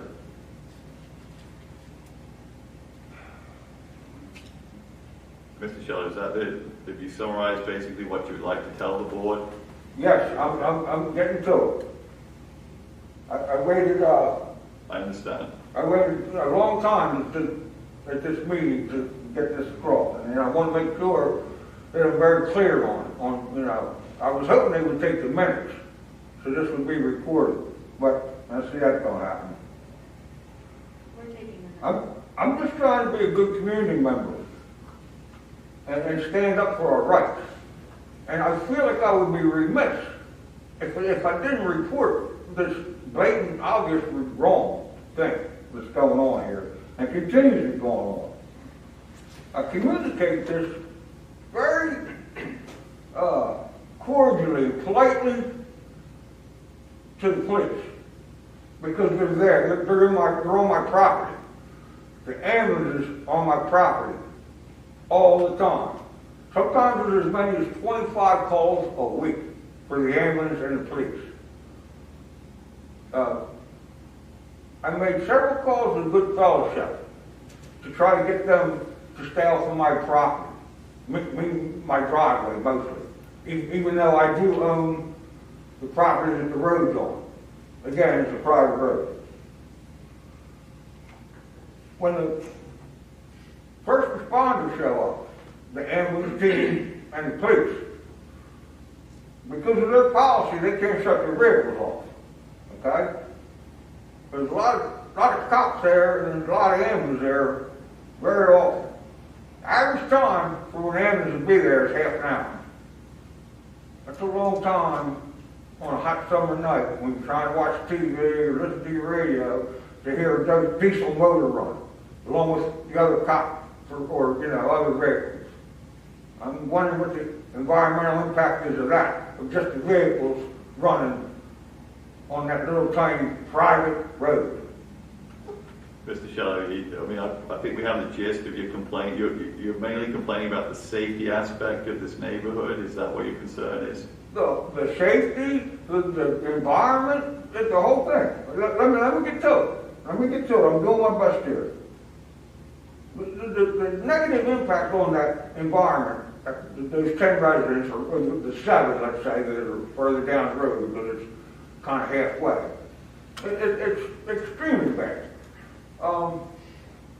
Nobody feels safe anymore because you don't know who's there. And one of the best parts of living there, was a private road. You knew your neighbors. Hey, Frank, hey, Joe, you know their routine. Constantly changing cast of characters. The people in the house. If I interrupt you, you've mentioned these points before, so what I'd like to do is ask Captain DeMedio whether he has any comments to make about the response of the police to the complaints that you have here, or if there's anything from the township staff relative to their understanding of the situation.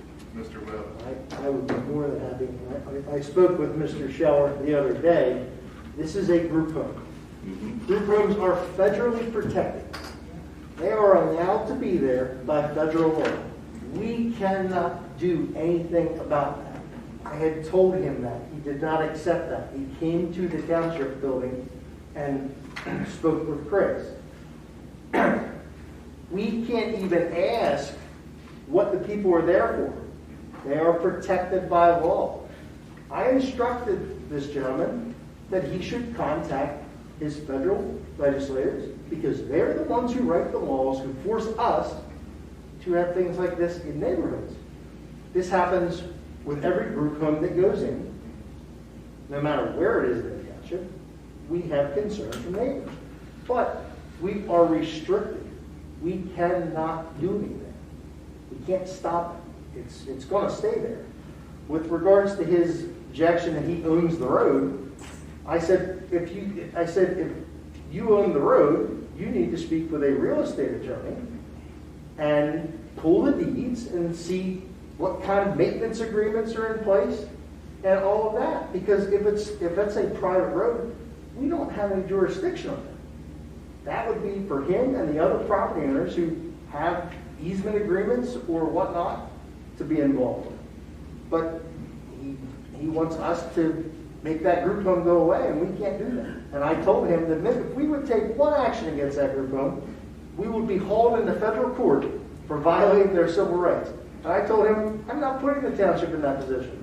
And I'm not putting myself in that position. So, are you done, sir? Mr. Scheller, Captain DeMedio, do you have any comment about the responses you've had to provide to this group home or? Yeah, so I agree with Mr. Scheller. We were there on almost a daily basis. There's one particular resident there that is where we're going for. It's probably over 95% of the time, this is one particular resident, and most of the time, the ambulance does transport this person to the hospital. They're back within 24 hours usually because they go through a routine hospital and they get released. So we stop. Our protocol is we go on every police respond to every ambulance and every medical call. There was a time over in 2021, actually it was in 2020 we started, where we stopped responding to that location for the ambulance calls because it was a routine call. Just like we don't respond to nursing home facilities, it's a routine call. There's plenty of people there to handle the emergency. We're not providing really much service. We started going back to the response protocol to start seeing police cars again. I agree with what he's saying, we're there very often. It is a narrow road. The ambulance is a diesel engine. I know they're not going to turn it off. I don't disagree with anything he's saying, but I also I know Mr. Webb's position too is we're sort of handcuffed here. It's a group home. We've had these issues around the township before with group homes, especially if the residents of the group home, depending on what their medical acuity level is or mental acuity level is, if they do wander out, get out. I understand the situation with the neighbors, and we respond to each call or situation as they come in. Okay, thank you. So does the board have any questions or comments they would like to make? Any issues? I'm hearing that this is not something the township has any jurisdiction or capability to manage differently. I mean, I agree with Bill. The Fair Housing Act is so strong in protection of group homes. And in fact, the township was sued. I mean, I was involved in a zoning case and we were brought into a federal court and we settled it. I was involved in a federal case, I think I mentioned to you, in Township. They were sued by HUD and they paid a $20,000 fine and they had to report for 5 years on all the group homes. So it is a significant federal law that protects group homes. The only thing I could suggest is that somebody reach out to the owner of the group home and just have a dialogue and conversation about the impact that this particular resident potentially is having and what measures they could maybe take to be more proactive in that it's impacting the neighbors. And just see what comes of that conversation. That's a good suggestion. As far as the private rights, I think Bill's right. When you say you own the private road, you're going to have to... Now, you guys can explain that. I own the property that the road is on. Okay, well, okay, so it's no different. It's not like I'm trying to be a control freak and say I control the road. You didn't let me finish my sentence. You didn't let me finish. What I'm saying is Bill's right in giving you the advice of you're going to have to, either you can do it or have a real estate attorney assist you in understanding what that group home's rights are, as far as whether they have the legal right to utilize that road. And if they don't, then you would have a private cause of action to stop them from using it. I would doubt that that is the case, because I doubt that the township would approve a plan that had property cannot be landlocked in Pennsylvania. So we don't allow the property to be landlocked. We want to it has to have access in some manner. So my guess is, my gut tells me from practicing real estate law for 25 years, that property has private rights of access over land you own. And whether or not they're, using it beyond what their powers are, I can't tell you unless you do the research on that. But that is a purely private matter. That is not something the township would get involved in. Okay? All right. So back to Kristen's original suggestion, I'm looking, Bill and Chris, at you about talking to group home management about particular concern over their ability to manage individuals at the home and their ability to make the neighborhood feel safer than it feels today. I have no objection to that. I wouldn't have, because it's been more police calls and ambulance calls, I might try to punt that to Justin and the police, since they have had more interaction and better knowledge of the background of this individual. Well, can I leave it with you and Justin to figure it out as to what the best approach to the home might be versus, it's the police calling or having a conversation versus, hey, we're just trying to share some concerns that residents have that are close to you. Absolutely. Okay. Mr. Charles, sounds like the best we can do for you this evening. Can I finish so you have full knowledge? Unless there's some more specific point that we're not aware of, I'd like to move on because we do have... It is getting late, isn't it? It is getting late, yeah. Yeah. All right. Okay, thank you. When I spoke to Mr. Webb on the phone, he told me, call my congressman, get a lawyer. He reprimanded me for not leaving my phone number. Well, in June, I had a conversation with one of the police officers who worked for West Goshen Township. And when I came out, he turned on his body cam because he could see I was agitated. And he demanded that I gave him my phone number. Okay? Well, that really wasn't on my agenda. I wanted to let him know that this was a problem and disturbance. Later on, he talked to the neighbor. And the neighbor corroborated the same exact complaint I had. Then he called my house, which, I thought was some top-notch detective work to find my missing and elusive phone number. I think you should have communicated that to somebody in the township. He told me to call the township, but I thought Mr. Webb should have had that information Yeah, for my phone number, okay? okay. So honestly, at this point, Hold on. and I'd like to move on because we've already answered your question. If you have something that's more a specific complaint about an individual, if you could, address it with the police, the gentleman that you claim asked for your number, etc. That's just not something we're going to get into tonight. We don't have any information on the specifics of it, so. I got a lot of specifics. I know you have, but we're not something we can act on. There's nothing here for us to be able to do for you. Okay, all right, Okay. I understand that. Just Okay, hear me out, okay? No, Just hear me out. I'd like to move on because there's nothing to hear out. I mean, if you. There's a plan to hear out. If you knew that 19 Turner Avenue, you'd be getting no peace, and you'd be hearing backup beepers and rap music and car alarms all day long. We So don't tell me there's nothing to hear. We've understood your complaint. We've answered it to the best that we can do in terms of the actions we can take, and we've agreed what they are. So, with all due respect, I'd like to move on. Is there anyone else from the public tonight that has a comment they would like to make? Margie?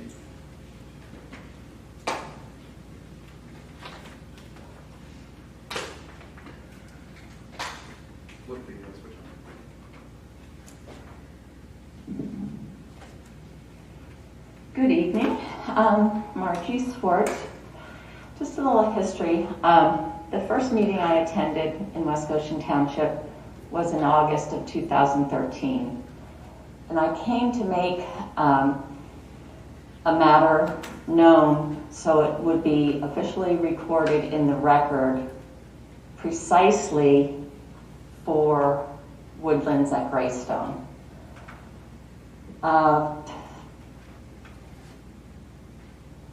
I'm really concerned about escrow. I won't go into what happened back then, but I'm really concerned for the 589 future residents of Woodlands because it appears as though the township is not requiring the developer to submit the appropriate amount of escrow.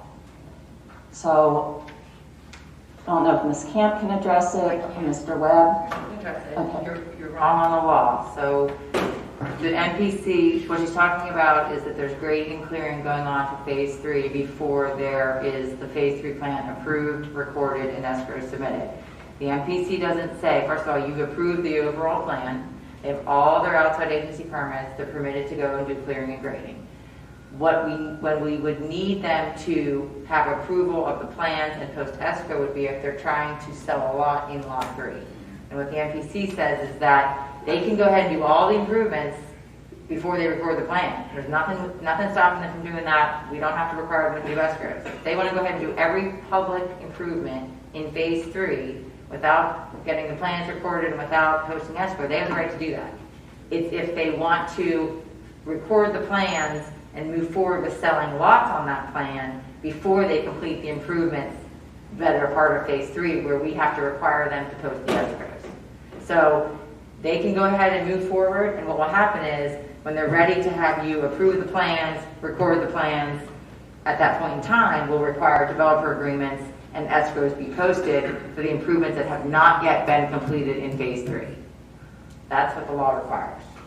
And most developers, I mean, Woodlands is different because they had the NID fees to be able to go ahead and sort of front load some of the improvements. Usually a developer doesn't even have the funding until the plan gets recorded and they go to a construction loan closing that they can actually start the improvements. The sequence is usually they record the plans, they enter a developer agreement, they post the escrow that they get from their loan closings to move forward with the improvements. In this case, because they have the NID fees up front, they're able to do some of the improvements before you need them to enter a development agreement and record the plans. So it's a very different scenario, but it is allowed under the law. And based on the emails that she was sending to Rick and to Casey, I did go back and review the MPC and make sure that we're doing it in accordance with that, and we are.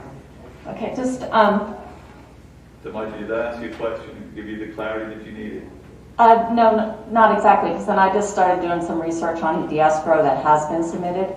And what I'm concerned about is $981,000 has been held in escrow for strictly engineering review fees.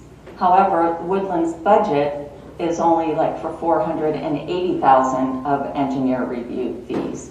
So I'm curious as to why the township required almost $1 million in escrow strictly for reimbursement for engineering fees, and also why I believe most of that went into the zoning hearing board fund. Why wasn't it held in a separate, look in the annual CAFRs. It specifically says, let's see, here it is. 2018 Zoning Hearing Board Fund. The township received $100,000 from the developer for Woodlands of Greystone subdivision development to pay for infrastructure and engineering inspections. The following year, $705,000 into the zoning hearing fund.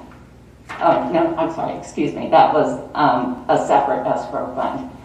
But then there was $293,000, I believe. Anyway, there's a couple $100,000 of escrow funds that are going into a zoning hearing fund. So I'm just concerned about the amount of escrow. I believe the developer still has not purchased phase 2 from the Drakian family. I believe that's allowed, but that has not been recorded. So I'm concerned that they're doing work. Phase 2 is underway. Phase 2 plans are recorded, they're underway. So I don't think that's true on phase 2. Phase 3 is what they're working on now. In terms of getting the plan approved, that plan will come before you at a future meeting. So Casey, can you help me just give the board some clarity around what is in escrow relative to both phase 3 and the other improvements that are still to be done? Not phase 3. Nothing for Not phase 3. Nothing in phase 3. Is it? I believe it's going to the... It's only 27 lots in phase 3. Yeah. Okay, so what's still in escrow relative to the... I'd have to check. I don't have any of this data in front of me. And Rick Yeah, but handles just, all of yeah, it. I mean, the way the process is set up as far as determining the escrow amount, the developer puts an opinion of probable cost together from their contractor, from their engineer. That is submitted, Carroll Engineering and Rick Craig sign off on that. So it's not a made-up number. It's based on true looking at the cost to do the improvements, and then we're allowed to take 110% of that number. We're also allowed to estimate what the township inspection fees will be, because every improvement has to be inspected. Which is quite a lot on this project. Quite a lot. A lot of inspection. So that inspection number is not pulled out of thin air. That's something that Carroll Engineering and Rick Craig, and again, with the developer's acquiescence, have worked through and put into escrow. Correct. So what's up there? I mean, a lot of the infrastructure is built out. So there's the part they've still got to do. There's whatever it is that we, whatever, that's what it's asking for. What else in infrastructure-wise is there still to do that they need to continue to have a large escrow with us on? The dams, probably. Yeah, the dams That's all the rest part of the for me. streets. Absolutely. The inspections that are still needed. So I presume that Rick has been making sure that they're still covered, even if we release some of the escrows of the previous, Yeah, I'm not understanding your concern. You're concerned we have too much escrow, or we don't have enough escrow? No, you don't have enough, and I'm concerned because the way I'm reading the ordinances is that the board has to approve the amount of escrow, and the board has to approve the request for release, and that's not happening. Well, the board has delegated that function to its engineer. The board does, in fact, approve the escrow amount when they authorize signing of the developer agreements. The financial security agreement, Exhibit A, is the amount of escrow that gets posted. that was years ago. So, Correct. yeah, and that's something that they delegate to Rick Craig and Carroll Engineering to determine the amount that should be posted. So it's not something that, it's a set number based on construction costs being submitted, being reviewed and analyzed. Either those numbers go up or go down based on Rick and Carroll's advice. And ultimately it gets determined to be a certain figure posted and developer agreements. So maybe let's do this. Let's ask Casey, if you don't mind, if you could just have Rick provide the board what is currently still in escrow for the development of Woodlands in terms of what is still in escrow that we can use if they should go bankrupt or whatever else to finish up the improvements that are still to do. If you can tell us what those improvements are, at least that will educate the board and make sure we're on the same page. Certainly. Okay, thank you. Okay, just follow up, and I'll send you this because I think it's important information to have. They have already spent 21 million of their 23 million from their bond funds. So if that amount has already been spent, it's not like, you know, maybe you weren't concerned because they had the revenue from the NID, from the bond, but according to information that I was able to locate, they've already blown through it. So the NID funds aren't, they have, you made them do a separate escrow. Correct. Yeah. So the NID funds, they still had to post money with you separately. You weren't willing to let them have the NID funds be their escrow. So rather than get conflated between what might be NID and what they've spent and what the NID still has to pay for, if the board can get from where this is what is in escrow for the remaining improvements that are needed, and he can give us the basis of what improvements are still to go that this is covering, we should be satisfied as a board. And you also, just pointed out, this may be something you want to do, the FPC allows you annually to increase, to look at the numbers again. Yeah. And to look at, okay, because these numbers were done 3 years ago, 4 years ago, 5 years, whatever it was, is it reflective of what today's costs are? And if not, you can require them to adjust it to be that, so that there's 110% of the remaining improvements. So that's something that I think is a good exercise for Rick to take a look at to see if we're at that number. Okay, that's a good point. And last thing, site improvements, phase 1 budget was the 23 million, that matches the NID. Site improvements for phase 2 is 14 million. So they still have a lot of work to do. And I just know from experience, I've lived through it, that it might take 3 or 4 years, but you're going to have residents from Woodlands here before you and wondering why the developer isn't finishing out that project. And they won't be aware of it until 3 or 4 years. I disagree. We are on top of that, and we are having staff conversations about it, and we're making sure that we are monitoring that to be done. Okay, That's the concern of the township. John and myself have met with them on a couple of occasions relative to work still to go, including working with other township staff, and impressed upon them what we expect in terms of finishing up the park, and you know we're holding them accountable. So okay, great. People probably weren't aware of that. Great, thank you very much. Thank you. Are there any other questions for the board? I just have one observation. November 2nd is our November workshop. It's the night of the general election. Is there any interest in postponing, canceling, just individually? I'm just aware of how much we have going on. Sure. You know, can we move the date? You can. I right as of this moment, I don't have anything for the agenda right now. But it's up to the board if you want to postpone, you know, move the date or cancel, whatever you want to do. I mean, obviously that date is not a good Yeah, day. it's going to be a rough day to have. Yeah. Do you feel we need to continue some of these budget conversations and maybe try to give a steer? But I was expecting November to, you know, a couple of bites and any key budget issues, so that by the time we got to December, it would be pretty straightforward to approve the budget. We'll move it back a week. Can we do that? Because I think Wednesday followed, November 3rd, is with the sewer authority meeting. The very next night is sewer. So we couldn't do it then. Yeah, I'll have to advertise the meeting as well. So you can either move it back to the week of the 25th, which should just be 2 weeks in a row for meetings, or move it ahead to the week of the 8th. You could do the 8th, Peace Planning Commission is the 9th. You could do it the 10th, but I'd have to check all our calendars to make sure. So I can circulate some dates. I don't have one. Well, I mean, so we have nothing on the agenda yet, but what you're saying is that you want to continue having budget discussions during our workshop? Well, I'm okay if you want to cancel it, but we may end up with a really long meeting and later in the month. Really get jammed up. But it's up, you know, and then you start, you know, I'd like to get a lot of the budget things sorted out in November so that by December, we have a relatively easy path just to approve the final. Okay, then yeah, let's move it back a week. I mean, you want to have it 2 weeks in a row, or whatever it's going to be. You know, if there isn't much to get through, we can, there'll be short meetings. Yeah, Like all of our business meetings, dressed up for are this short one. meetings. So that would be, if we move back a week, would be the 9th, Casey? November the 9th? That's actually Planning Commission, so it would have to be the 8th, the 10th, the 11th.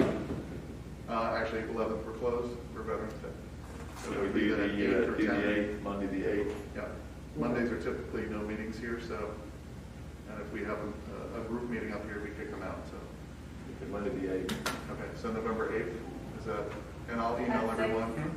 So, yeah, do you want us, we can start early? So, yeah, we can start early. Because Christine had said that by the end of October, she would have got the budget prep, Yes. a list of all the assumptions, Absolutely. shared it in advance, so Right. we could have a workshop session looking at all the assumptions behind the budget. Yeah, exactly. So it'd be good to do it early in November. Okay, perfect. So, November the 8th. and again, I will email everyone tomorrow with the date. Just get back to me individually that you're okay with the day and time, and then I'll get that in touch.